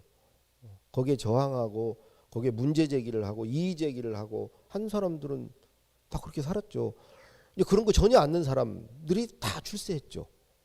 7, 80년대가 다 그걸 거쳐오면서 다 그랬죠. 제가 노무현 대통령 모신 한 5년 차인가 비서관들하고 오찬을 하다가 대통령이 깜빵 얘기가 나왔어요. 그래서 그렇게 물어보시더라고요. 여기 다들 깜빵 갔다 왔지? 그러시더라고요. 거기 무슨 조폭 조직도 아니고 딱 돌아보니까 나만 안 갔다 온 거예요. 다 갔다 온 거야. 다 80년대 초반 학번들이니까 70년대 말이나. 그래서 제가 손을 들었죠. 저는 안 갔다 왔는데요. 되게 부끄럽더라고요. 아니 깜빵 안 간 게 이게 그럼 대통령이 이런 표정으로 쳐다보는 거예요. 너 뭐 했냐 그때? 뭐 하며 살았냐? 원래 처음부터 시선이 그랬어요. 저에 대한 시선이. 인수위원회 당선자 이제 인수위원회 가서 50 며칠 동안 노무현 당선자 연설을 썼거든요. 그 원래 쓰던 사람들은 다 이제 놀아야 되고 이제 그래서 청와대 파견을 나오라고 그래서 제가 김대중 대통령 연설을 쓰다가 이제 파견을 나간 거예요. 당선자 연설 쓰라고. 이제 첫날 인사를 드리러 갔더니 이렇게 메이크업을 하고 계시는데 저는 뒤에 서서 대통령이 그 당선자가 거울을 보면서 제 얼굴을 이렇게 보시면서 딱 쳐다보시는 눈빛이 너 나 알아? 뭘 안다고 내 글을 쓰러 왔어? 그거하고 하나는 이제 그만하지. 뭘 또 왔어? 아니 김대중 대통령 그래서 잘 먹고 잘 살았으면 이제 그만하지. 뭘 또 여기 와서 또 이어가려고 그래. 근데 자격지심에 그 눈빛을 그렇게 읽었어요. 그 말씀은 이렇게 딱 한마디 하시더라고요. 글로 보여주세요. 그리고 딱 한마디 하셨어요. 내 기본 생각은 억강부약입니다. 억강부약입니다. 그게 저 첫날 들은 말이에요. 그래서 아니나 다를까 이제 50 며칠간 썼는데 한 번도 안 보시더라고요. 그래도 쓰긴 써야 되는데 또 어쨌든 그래서 깜빵 손을 들었더니 그런 눈빛으로 저를 쳐다보셔서 그 위기 그 분위기 갑자기 서먹해졌어요. 윤태영 선배가 옆에 있다가 우리 강원국 비서관은 고등학교 때 데모에서 잘렸다고. 제 고3 때가 1980년이었거든요. 그래서 그러니까 대통령이 그럼 그렇지 그러시더라고요. 그러니까 그 정도는 해야지. 어쨌든 이 비판 까칠한 친구들이 어찌 보면 잘 나가지 못했죠. 제가 여기서 얘기하는 그 비판적 사고력, 비판력 이거는 6가지를 할 수 있는 역량입니다. 첫 번째, 자기 생각이 있다. 자기 생각, 자기 의견, 자기 주장이 있다. 두 번째, 그 자기 주장, 자기 생각을 말이나 글로 표현할 수 있다. 표현할 줄 안다. 세 번째, 내 생각 말고 다른 또 어떤 생각이 있는지를 안다. 네 번째, 그 다른 생각을 일단 인정하고 받아들인다. 존중해준다. 다섯 번째, 그 다른 생각을 평가할 수 있다. 다른 생각을 비판하거나 비평하거나 평가할 수 있다. 마지막 6번째, 그 다른 생각과 내 생각을 합해서 결론을 낼 수 있다. 결론을 낼 수 있다. 근데 이 6가지 역량이 제가 사회생활을 해보니까 사회생활이 전부더라고요. 회사에 가서 상사와 뭐 보고를 하고 뭐 보고를 상사는 듣고 또는 회의를 하고 뭘 발표를 하고 그게 말뿐만 아니라 글로도 사회생활에 이거 6가지를 잘하면 사회생활을 잘하겠다. 그래서 여기 그 민주적 교육분이 민주 시민 역량인 것 같아요. 이 6가지를 할 줄 아는 게. 근데 제가 곰곰이 생각해 보니까 이 6가지 중에 1, 2번 안 했고요. 학교 다닐 때 전혀 안 했고요. 요즘에는 뭐 토론도 하고 한다고 들었습니다. 1, 2번 안 했고요. 3번을 열심히 했어요. 3번. 내 생각 말고 다른 어떤 생각이 있는지 공부를 열심히 했어요. 4번. 다른 생각을 받아들이는 어떤 관용을 키워주고 다양성을 존중해주는 사람으로 키워주는 거 안 했어요. 오히려 다르면 다른 걸 이겨먹어야죠. 그런 교육을 했죠. 다른 걸 어떻게든지 반박하고 반론하고 뭉개서 내가 옳고 내가 맞다는 것을 보여야 똑똑한 거지 다른 걸 이렇게 받아들이고 인정하는 그거 안 했고요. 그 다음에 5번째 다른 것을 평가하는 거 이건 한 것 같아요. 이렇게 서로 비교하고 분석하고 이런 것들은 공부를 했어요. 그래서 보통 이제 비판력이 있다 그러면 협의로는 좁은 의미로는 이 다섯 번째를 할 줄 아는 거죠. 그래서 이걸 잘하면은 사실 토론을 잘하는 거죠. 이게 토론 학습이 저는 그래서 중요하다고 생각하는데 이걸 잘하는 사람들이 토론을 잘하죠. 제가 미국이나 이런 데 가서 보니까 그냥 수업 시간에 내 이거 하는 거예요. 서로 자기 생각을 만들어 와요. 그거 가지고 토론하고 발표하고 뭐 서로에게 질문하고 그 팀별로 이렇게 자기들끼리 그래서 결론을 만들고 그 결론이 나오면은 전체 앞에서 그 결론을 또 발표하고 그래서 이게 공유하는 거죠, 서로. 자기 생각과 그래서 이런 과정을 통해서 서로 다른 생각끼리 부딪혀서 결합돼서 새로운 걸 뭘 만들어내는 어떤 융합을 해가 만들어내는 그게 사실은 그 교육의 전부인 것 같고 그 안에는 우리의 공부도 들어있는 거죠. 세 번째 항목이 뭐가 있는지를 아는지 않고는 안 되는 거니까. 근데 이제 여기서 그 네 번째도 없고 그게 없으니까 여섯 번째가 안 되는 거죠. 결론이 안 나는 거죠. 우리 사회가 저는 지금 우리가 뭐 혐오 사회가 되고 서로를 증오하고 배제하고 타도하고 막 공격하고 이걸 잘하면은 유능한 정치인이 되고 막 그래서 이제 심지어 이제 남녀 간에 무슨 다 이게 편이 갈려 가지고 어르신 세대와 젊은 세대 간에 또 뭐 어디 간에 이게 서로 부딪히고 서로를 용납하지 않고 인정해 주지 않고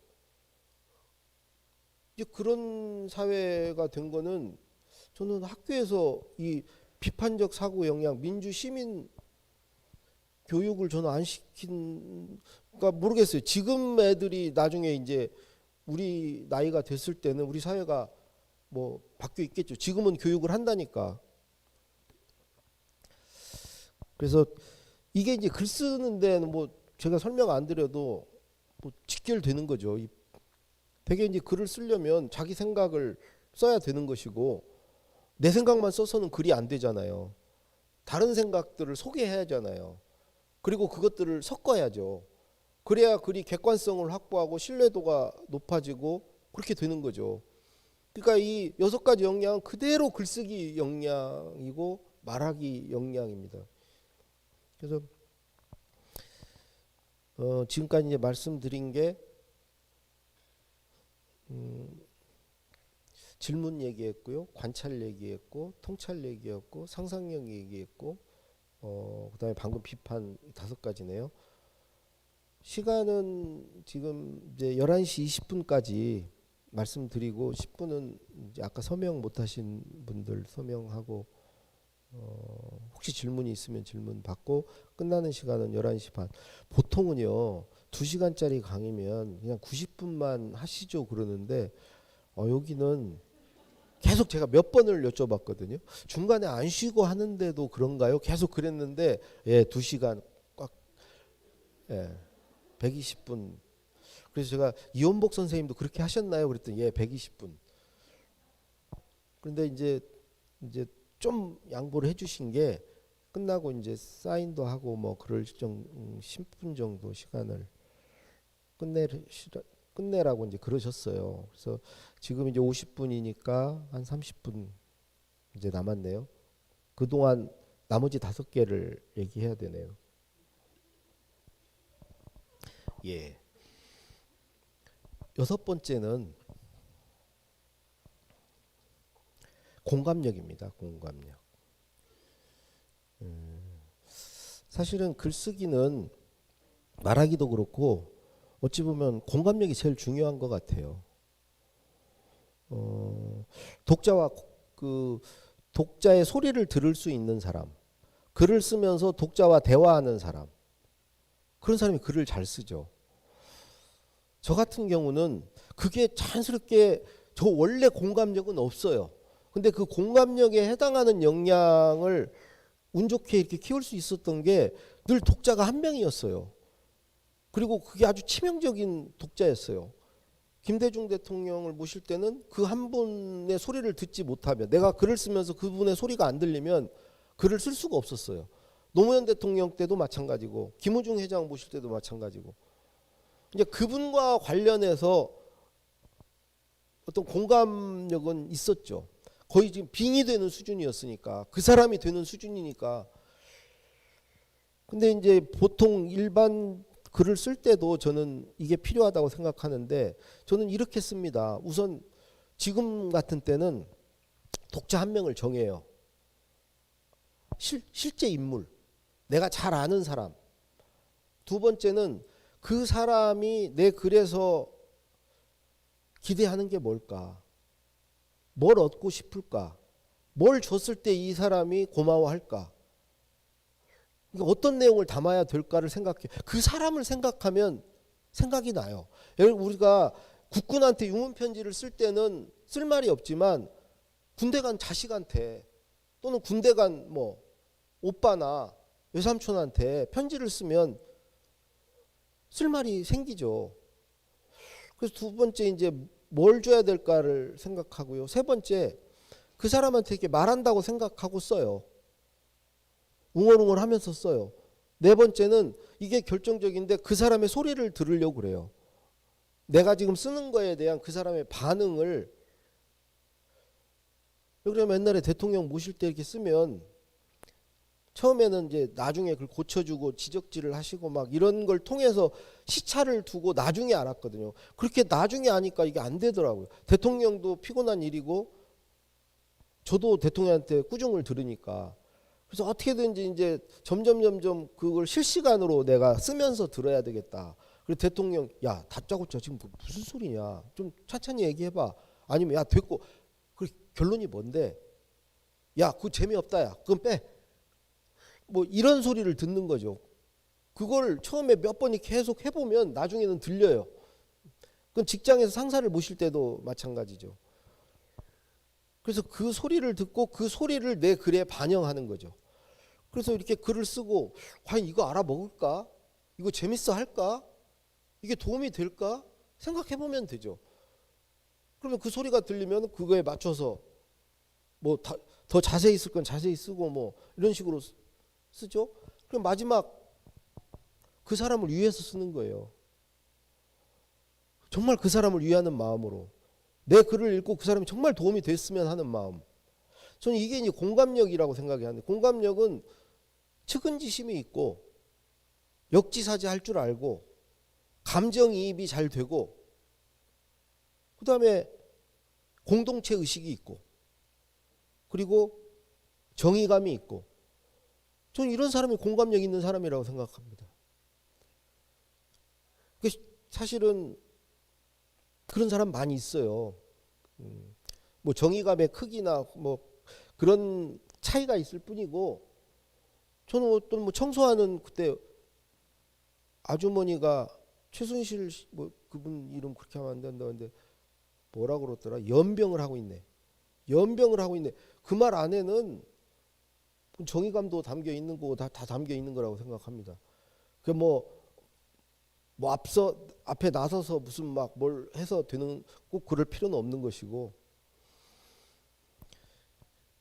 그러니까 측은지심을 가지고 정말 내 글이나 말이 남한테 위로를 주고 용기를 주고 어떤 노하우를 알려주고 뭔가에 도움이 되고, 이런 생각을 갖고 써야 되는 것이고요. 사실은 어떤 감정이입이나 역지사지가 돼야 그 사람의 처지나 사정이나 입장이나 심정이나 마음을 헤아려서 거기에 맞춰줄 수 있거든요. 그리고 이제 기본적으로 공동체 의식이라는 게 이런 거죠. 노무현 대통령이 저한테 선거철이 되면 뭐 지자체 선거건 총선이건 비서관들 다 선거 나가라고 그래요. 출마하라고. 왜 이렇게 누리려고만 하냐고. 왜 이렇게 안주하려고 그래요. 청와대 언제까지 있을 거냐고. 나가라고. 나가서 헌신하고 봉사하라고. 근데 저한테는 자네는 그냥 있게 그래요. 그러니까 그 말은 너는 정치 묻기가 아니야. 사실은 어찌 보면 좀 창피한 얘기죠. 심하게 얘기하면 모욕적인 얘기죠. 그럼 그분은 정치를 굉장히 중요하게 생각하니까. 정치는 정말 유능한 사람들이 하는 거라고 생각을 하니까 정치하고 기업 어쨌든 그러면서 저한테 이렇게 얘기를 하셨어요. 자네는 그냥 책을 쓰게 글쓰기에 관한 책을 쓰게 청와대에 그렇게 오래 있었으면 그게 당신의 도리네. 그걸 안 쓰면 당신은 특권을 누린 거네. 특혜를 받은 거네. 당신이 뭔데 여기서 그렇게 누리고 누린 것을 공유해 줘야 될 거 아니야. 여기 청와대 안 들어오는 사람도 알 수 있게 책을 써서 공유를 해주는 게 당신 역할이야. 소수가 누리던 걸 다수가 누리면 역사가 진보하는 거야. 거기에 자네가 그래도 숟가락을 얹어야 될 거 아니냐고. 그래서 여기서 경험한 것을 왕이 혼자 누리던 걸 국민이 누리면 역사가 진보하는 거래.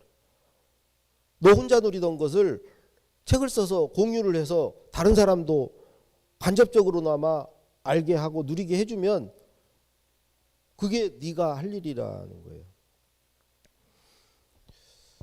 근데 어쨌든 그런 게 이제 저는 뭐 공동체 의식이라고 생각해요. 여기도 이제 공동체 나오는데 뭐 정의감 뭐 이런 것들을 읽는 게 이제 공감 능력이고 이런 게 있어야 이제 글을 잘 쓸 수 있다. 말도 그렇고. 그것도 불의를 보고 불합리한 걸 보고 분노하지 않고 그냥 대충 못 본 채 외면하고 근데 그런 경우에 제가 이제 그런 스타일이거든요. 저는 뭐 지하철 같은 데서 누가 막 행패 부리면 조용히 옆칸으로 가지 나서서 뭐 그 사람을 뭐 이렇게 제지를 한다거나 당하는 사람을 도와준다거나 그런 걸 잘 안 해요. 공감력이 없죠. 그 여성들이 정말 공감력은 좋은 것 같아요. 근데 이 공감력이 기본적으로 사람을 사랑하는 마음, 사람을 이해하는 능력이거든요. 사람에 대해서 잘 아는 거예요. 그리고 그냥 아는데 그치지 않고 관심을 가지고 뭔가 도우려고 하는 마음이죠. 특히 이제 어려운 사람, 힘든 사람. 꼭 그렇지 않더라도 어쨌든 그게 이제 배려하고 뭐 양보하고 돕고 이런 게 공감 능력이죠.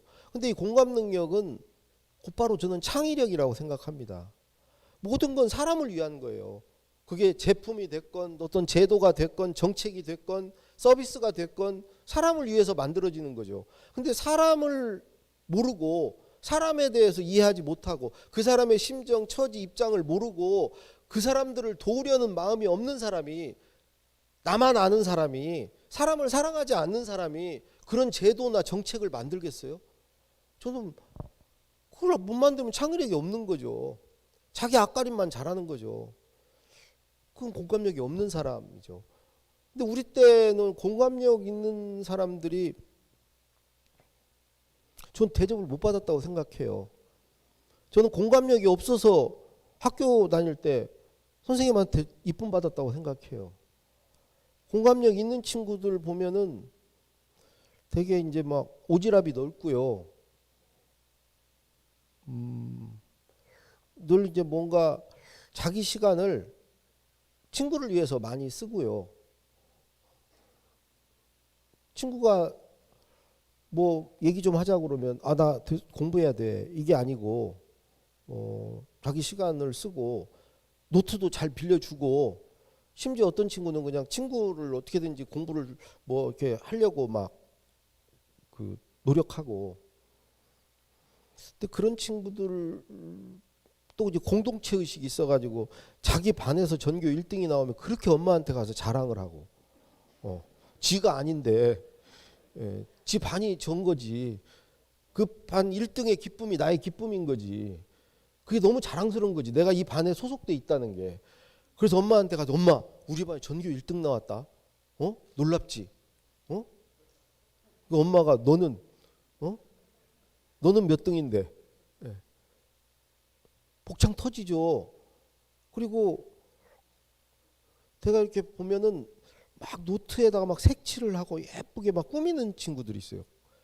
그 시간에 공부해야 되는데 그거 빌려주려고 그러는 거예요. 누군가에게 보여주려고. 그런 거 좋아하는 애들 치고 난 공부 잘하는 애 못 봤어요.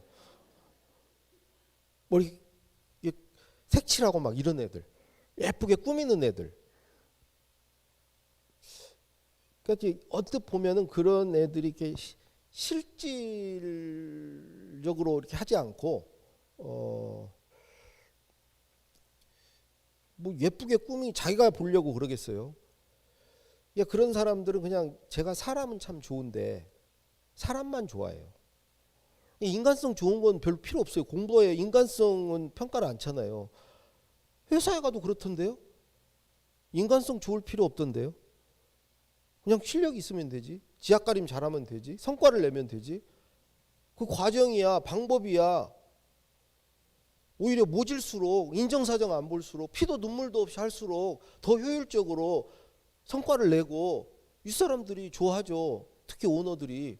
공감력 있는 애들 하면 그냥 뭐 좌고 우면하고 이것 따져보고 저거 뭐 이 사람 사정도 헤아려주고 막 뭐 어떻게 일을 결과를 못 만들어내고 좀 구조조정 하라고 그러면 그걸 그냥 한 방에 그냥 피도 눈물도 없이 해버려야 돼. 해치워야 되는데 그런 거 못하고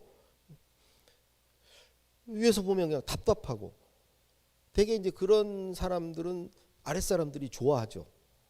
좋아해요. 오히려 인기가 있어요. 근데 그럴수록 윗사람은 더 싫어해요. 제가 오늘 회장 모실 때 사장단 중에 어떤 분이 직원들한테 아주 인기가 좋습니다. 직원들이 정말 잘 따릅니다. 그랬더니 딱 그 말만 듣고도 회장이 그 자식 잘라야 되겠는데? 지가 어떻게 인기가 있어? 그러니까 그 사람이 인기가 있으면 자기가 악역을 맡아야 되는 거예요. 누군가는 악역이 필요하거든요. 상사를 왜 둬요? 왜 그 사람한테 월급 많이 줘요? 모진 일 하라는 거예요. 지적질하고 쪼고 애들 갈구라는 성과를 내라는 거예요. 아니 누구든지 사람들이 일하는 게 막 즐겁고 성과를 그게 아니거든요. 끌고 가야죠. 계속 퇴근하고 막 해야 되는데 쥐가 인기가 좋아. 그럼 그거 안고 있다는 거야. 저한테 악역 맡겨주고 대신에 월급 많이 주는데 지 역할을 안고 있다는 거야. 그리고 화가 나는 거죠. 이 자식이 정말 지가 지금 여기서 인기놀이 하고 있어. 여기가 지금 무슨 여기 정치하는 거야 지가? 이 회사가 지 거야? 지가 왜 인기가 있어?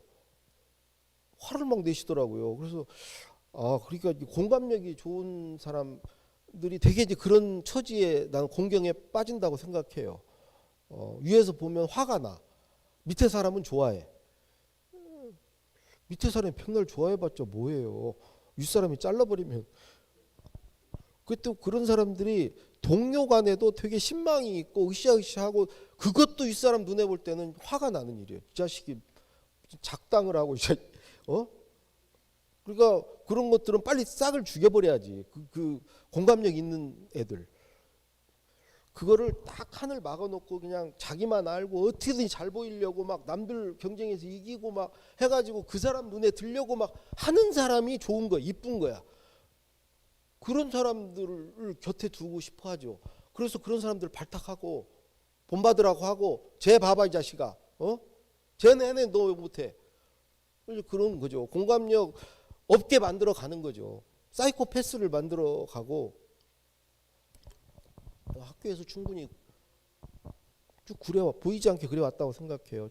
저는 학교에서 공부를 예를 들어서 한 반이 20명이다.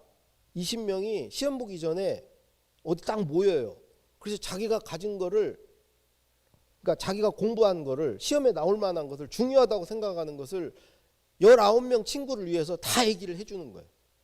다 내놔. 20명이 전부 다. 그러면 난 그 반이 전국에서 1등할 거라고 생각합니다. 전국에서. 근데 그게 이제 좀 미국에서 애들은 그거 하고 있는 것 같아요. 공유하는 일. 자기가 가진 걸 다 내놓고 서로가 서로에게 배우고 이런 걸 하는 게 아닌가.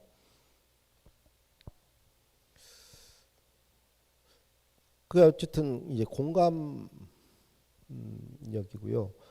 7번째는 감성이에요. 감정력입니다. 감수성, 감성지능. 이건 뭐 길게 말씀드릴 필요가 없을 것 같아요. 글을 쓰는데 감정이 담겨야죠. 저는 제가 느끼는 감정들을 목록으로 이렇게 쭉 생각날 때마다 이렇게 뭐 분노도 있고 뭐 열등감도 있고 뭐 미움도 있고 시기도 있고 뭐 후회도 있고 뭐 여러 감정들이 있잖아요. 슬픔도 있고 그런 감정 목록을 쭉 써보니까 몇십 가지예요. 그래서 제가 글을 쓸 때 어느 한 감정이라도 내 글에 담으려고 노력해요. 그걸 담는 방법은 간단해요. 그 감정을 느꼈을 때의 내 어떤 일화, 에피소드를 써주면 돼요. 막 모욕감을 느꼈다. 그런 때가 있거든요. 그때 이야기를 써주면은 읽는 사람은 그 감정을 느끼죠.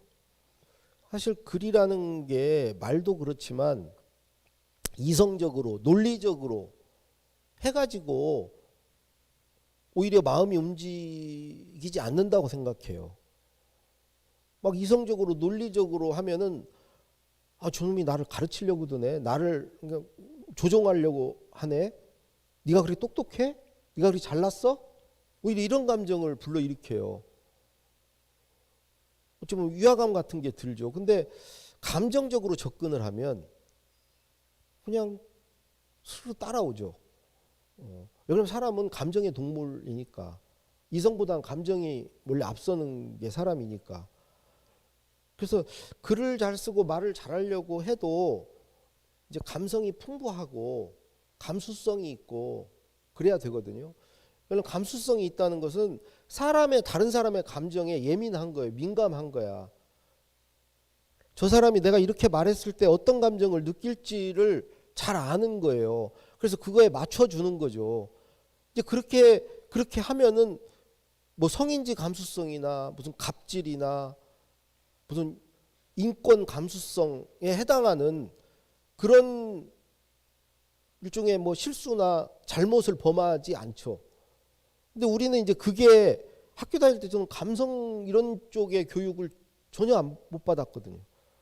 예를 들어서 뭐 그런 걸 키우려면 뭐 악기도 좀 다루고 뭘 해야 되는데 악기 하던 것도 다 고등학교 되면 다 때려치워야 되는 거고 초등학교 때 잠깐 저는 뭐 그런 건 안 했지만 뭐 피아노 치다가도 중고등학교 가면은 그런 거 다 사실 감성을 키우고 뭐 하려면은 소설도 좀 읽고 뭐 어쩌고 뭐 시도 좋아하고 뭐 이래야 되는데 그런 거 할 시간도 없고 그게 뭐 입시하고 아무 관계가 없고 그런 역량을 대학에서 평가하지도 않고 그걸 높이기 위해서 얼마나 노력을 했는지 우리 때는 전혀 뭐 그게 없었으니까 감정이 메마르고 전혀 감수성이 없고 그러다 보니까 우리 또래 사람들이 지금 문제를 계속 일으키는 거잖아요.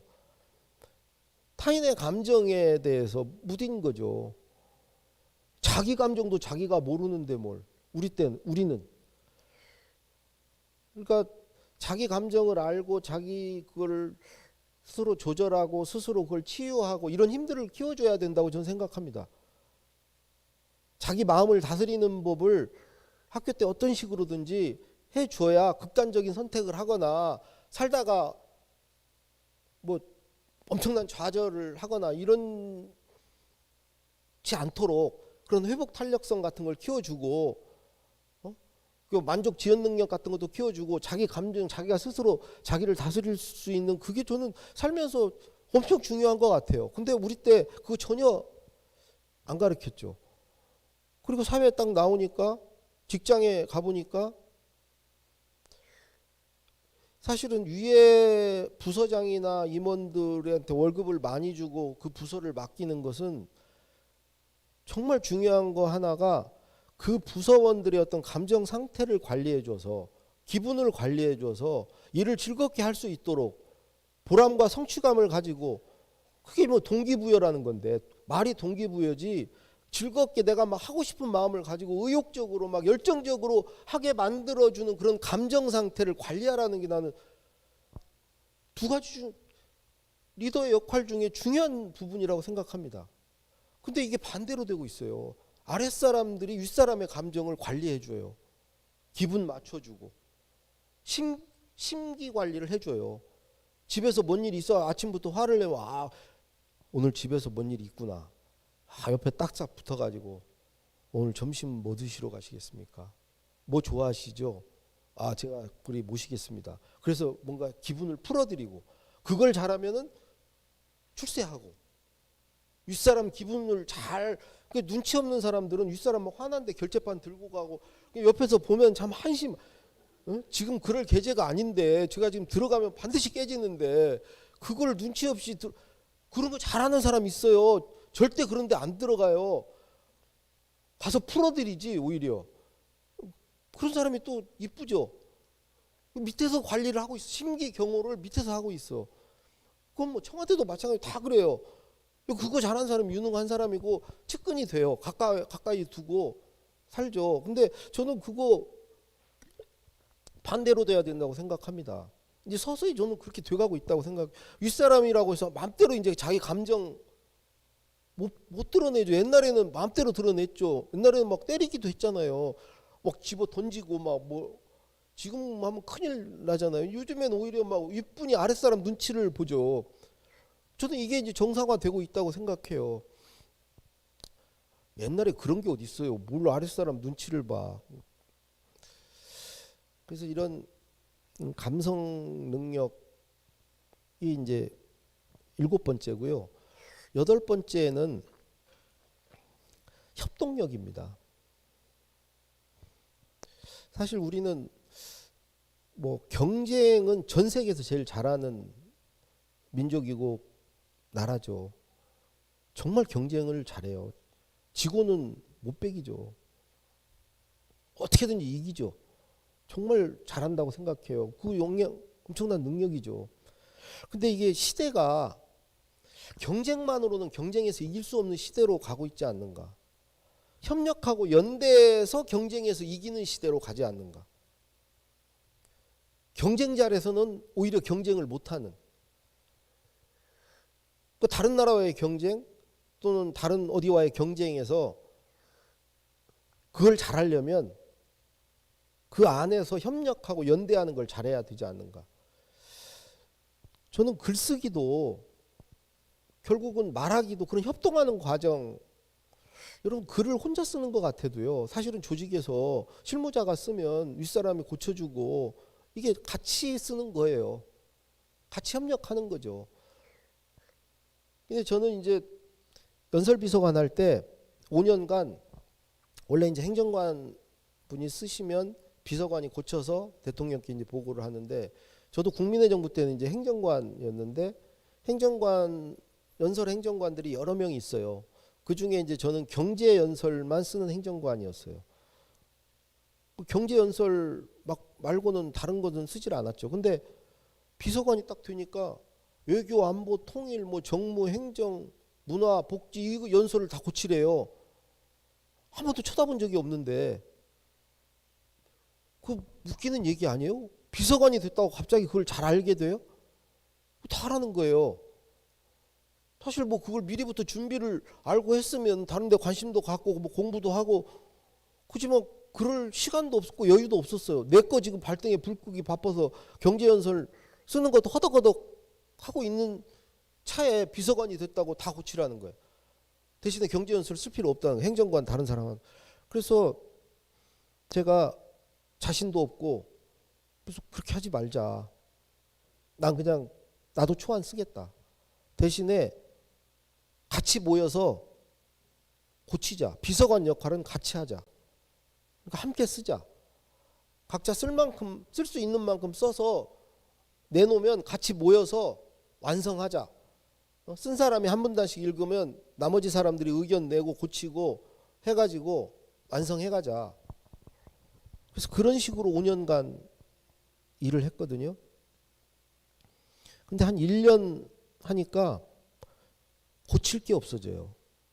실력이 똑같아져요. 실력이 상향 평준화돼요. 그럴 수밖에 없는 게 서로가 서로에게 배우는 거예요. 학습이 일어나는 거예요. 실전에서. 구체적인 사례를 가지고 공부가 되는 거예요. 아, 이런 방법이 있구나. 이렇게 고칠 수 있구나. 이런 내용이 있구나. 왜 그러냐면 고치려면 각자가 알고 있는 거 자기의 어떤 노하우를 다 쏟아내는 표현할 수밖에 없어요. 그래야 같이 집에 가니까. 그러니까 다 내놓으면 그게 하루에도 2번, 3번씩 모이거든요. 여러분 대통령과 여사님 글이 뭐 연설문이라든가 기고문이라든가 말씀 자료가 하루에 보통 2-3개씩은 나와야 돼요. 계속. 그러니까 2-3번은 모여야 되는 거예요. 그 과정에서 서로가 서로에게 이제 배운, 그래서 각 전체가 이렇게 같이 성장하는 거죠. 또 하나 좋은 것은 내가 이제 글을 혼자 행정관 때 쓸 때는 비서관이 요구하는 게 한 80점짜리를 요구를 해요. 근데 나는 실력이 60점이야. 내 실력보다 더 낮은 점수 결과물을 요구하지는 않아요. 늘 내가 또 80점에 도달하면 100점짜리를 요구하게 돼 있죠. 그러면 그 20점의 갭을 내가 온전히 감당해야 돼요. 그걸 채워야 돼. 채웠을 때 일이 끝나요. 됐다 그래요. 이제 됐다. 그러면은 그 20점을 채우는 고통을 나 혼자 감수해야 되는 게 하나가 있고, 더 큰 문제는 예를 들어서 80점짜리를 만들어 봐라. 그러면 비서관한테 저 60점인데요. 이런 얘기를 못 해요. 비서관이 할 수 있지? 그러면 예, 그러죠. 그러면 그때부터 이제 80점인 채 해야 되는 거예요. 사실은 직장에서 그 실질적으로 20점을 채우는 거에 스트레스도 받지만 나는 보이지 않는 스트레스가 80점인 채 해야 된다는 거. 못한다는 소리를 못한다는 거. 네, 할 수 있습니다. 하고 나서 저는 그런 과정이 아닌가 싶어요. 근데 정말 내가 있는 그대로, 나를 그대로 솔직하게 얘기하면서 저 사실 60점입니다. 20점을 채워주실래요? 이렇게 말하면 잘리죠. 그냥 80점짜리를 저 자르고 쓰시던지요. 이렇게 말할 수 없는 거죠. 그러니까 자기도 모르게 그런 압박을 받는 거라고 생각해요. 근데 같이 일을 해보니까 그냥 60점짜리 내놓으면 돼요. 여러 사람의 힘에 의해서, 보이지 않는 어떤 힘에 의해서 80점짜리가 나와요. 누구한테 지적질 당하고 그 사람한테 잘 보이고 이게 아니고. 근데 이제 여기서 그러면 이런 얘기 하실 수 있죠. 어떤 친구들은 그냥 거기서 어차피 할 거니까 뭐 지껏 맘대로 던질 거 아니냐. 절대 그렇지 않습니다. 오히려 그런 과정에서 공동체 의식이 생겨요. 남한테 너무 남을 힘들게 하지 않으려고. 왜냐면 내가 잘못 쓰면은 퇴근이 다 늦거든요. 다 붙잡아 두는 거예요. 그 미안하고 그걸 배려하는 마음. 그리고 남이 내 걸 고쳐주면 고마워서 나도 그 사람 고쳐주고 싶고, 이게 서로 상승작용을 일으켜요. 서로 연대감을 가져요. 그리고 결과에 대해서 혼나건 칭찬받건, 대통령한테 혼나건 칭찬받건 서로 같이 좋고 같이 나빠요. 이게 절대 무슨 남한테 책임을 전가하고 무사한 일 이런 게 빠지지 않아요. 더 기쁜 마음으로 으쌰으쌰 하면서 막 서로 같이 힘을 합치지 나빠지지 않는다고요. 근데 그 전에는 일단 내가 살아남아야 돼. 내가 칭찬받아야 돼. 내가 안 혼나야 돼. 그럼 남이 혼나는 건 다행이야. 나한테는 다행이야. 남의 불행이 내 행복이야. 그리고 남한테 내가 알고 있는 노하우나 이런 걸 알려줄 길도 없어. 내가 알고 있는 건 나만을 위해서 써. 남한테 뭐 어떻게 알려줘요? 내 거 지금 하면 칸막이가 다 쳐져 있는데. 근데 같이 해보니까 내가 경제연설을 쓰면은 어떤 사람이 막 외교적 관점, 정무적 판단, 뭐 문화적인 측면 막 이걸 넣어주는 거예요. 결과물이 너무 더 좋아지는 거예요. 이게 이런 시대라는 거죠. 경제만 잘 알아서는 경제연설을 잘 쓸 수 없는 시대. 이런 게 융합이 되고 통섭이 되고 이렇게 돼야 이제는 그런 게 필요한 시대에서 이 협력이 필요하다. 근데 이거를 학교 다닐 때는 우리 때는 전혀 이런 게 없었고요. 아홉 번째는 짧게 말씀드리겠습니다. 시간이 다 됐는데, 결국 글을 잘 쓰려면 위에서 윗분들이 잘 알려줘야 된다고 생각합니다. 아는 만큼 잘 쓸 수 있거든요. 근데 우리 어떤 조직이나 청와대나 뭐 기업 조직이나 윗분들이 많이 알아요. 위로 올라갈수록 많이 알아요. 근데 일은 아랫사람이 해요. 모르는 사람이 하는 거죠. 예를 들어서 대통령 주재 회의도 못 들어가고 뭐 비서관 회의도 못 들어가는 행정관이 일을 하고, 대부분의 경우는 행정관도 하지 않고 그걸 부처에 토스해서 국실장도 하지 않고 과장도 하지 않고 사무관이 해요. 모르는 사람이. 그러면 그걸 고치죠. 그래서 반드시 고쳐야 돼. 위로 다시 올라가야 돼. 아는 사람의 손을 거쳐야 돼. 근데 이런 구조에서 일이 더 효율적으로 잘 되려면 아는 사람이 어차피 일을 안 할 거 아니에요. 그러면 알려주기라도 잘 알려줘야 된다. 그게 소통이다. 예를 들어서 교장 선생님이 아는 수준의, 그때 안다는 건 뭐 지식이나 뭐 이런 것만이 아니고요. 그 교장 선생님의 어떤 기대나 뭐 그런 것들 모든 거, 어떤 자기 어떤 뭐 취지나 어떤 목적이나 그 하여튼 모든 거, 그거를 다 알고 있으면 구성원들이 일도 효율적으로 끝나고 답답함이 없고 불안하지 않아요. 모르니까 불안하고 회사가 학교 가기 싫고 그런 거죠.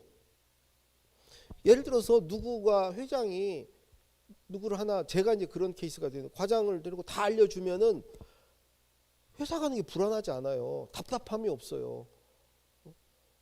엘리베이터에서 이렇게 대우 직원들 막 뭐 누구 윗사람 욕하고 막 뭐 불만을 갖고 그런 거 막 얘기해주고 싶어요. 그게 아니고 이런 거고 막 다 알고 있으니까 나는 회장의 생각을 다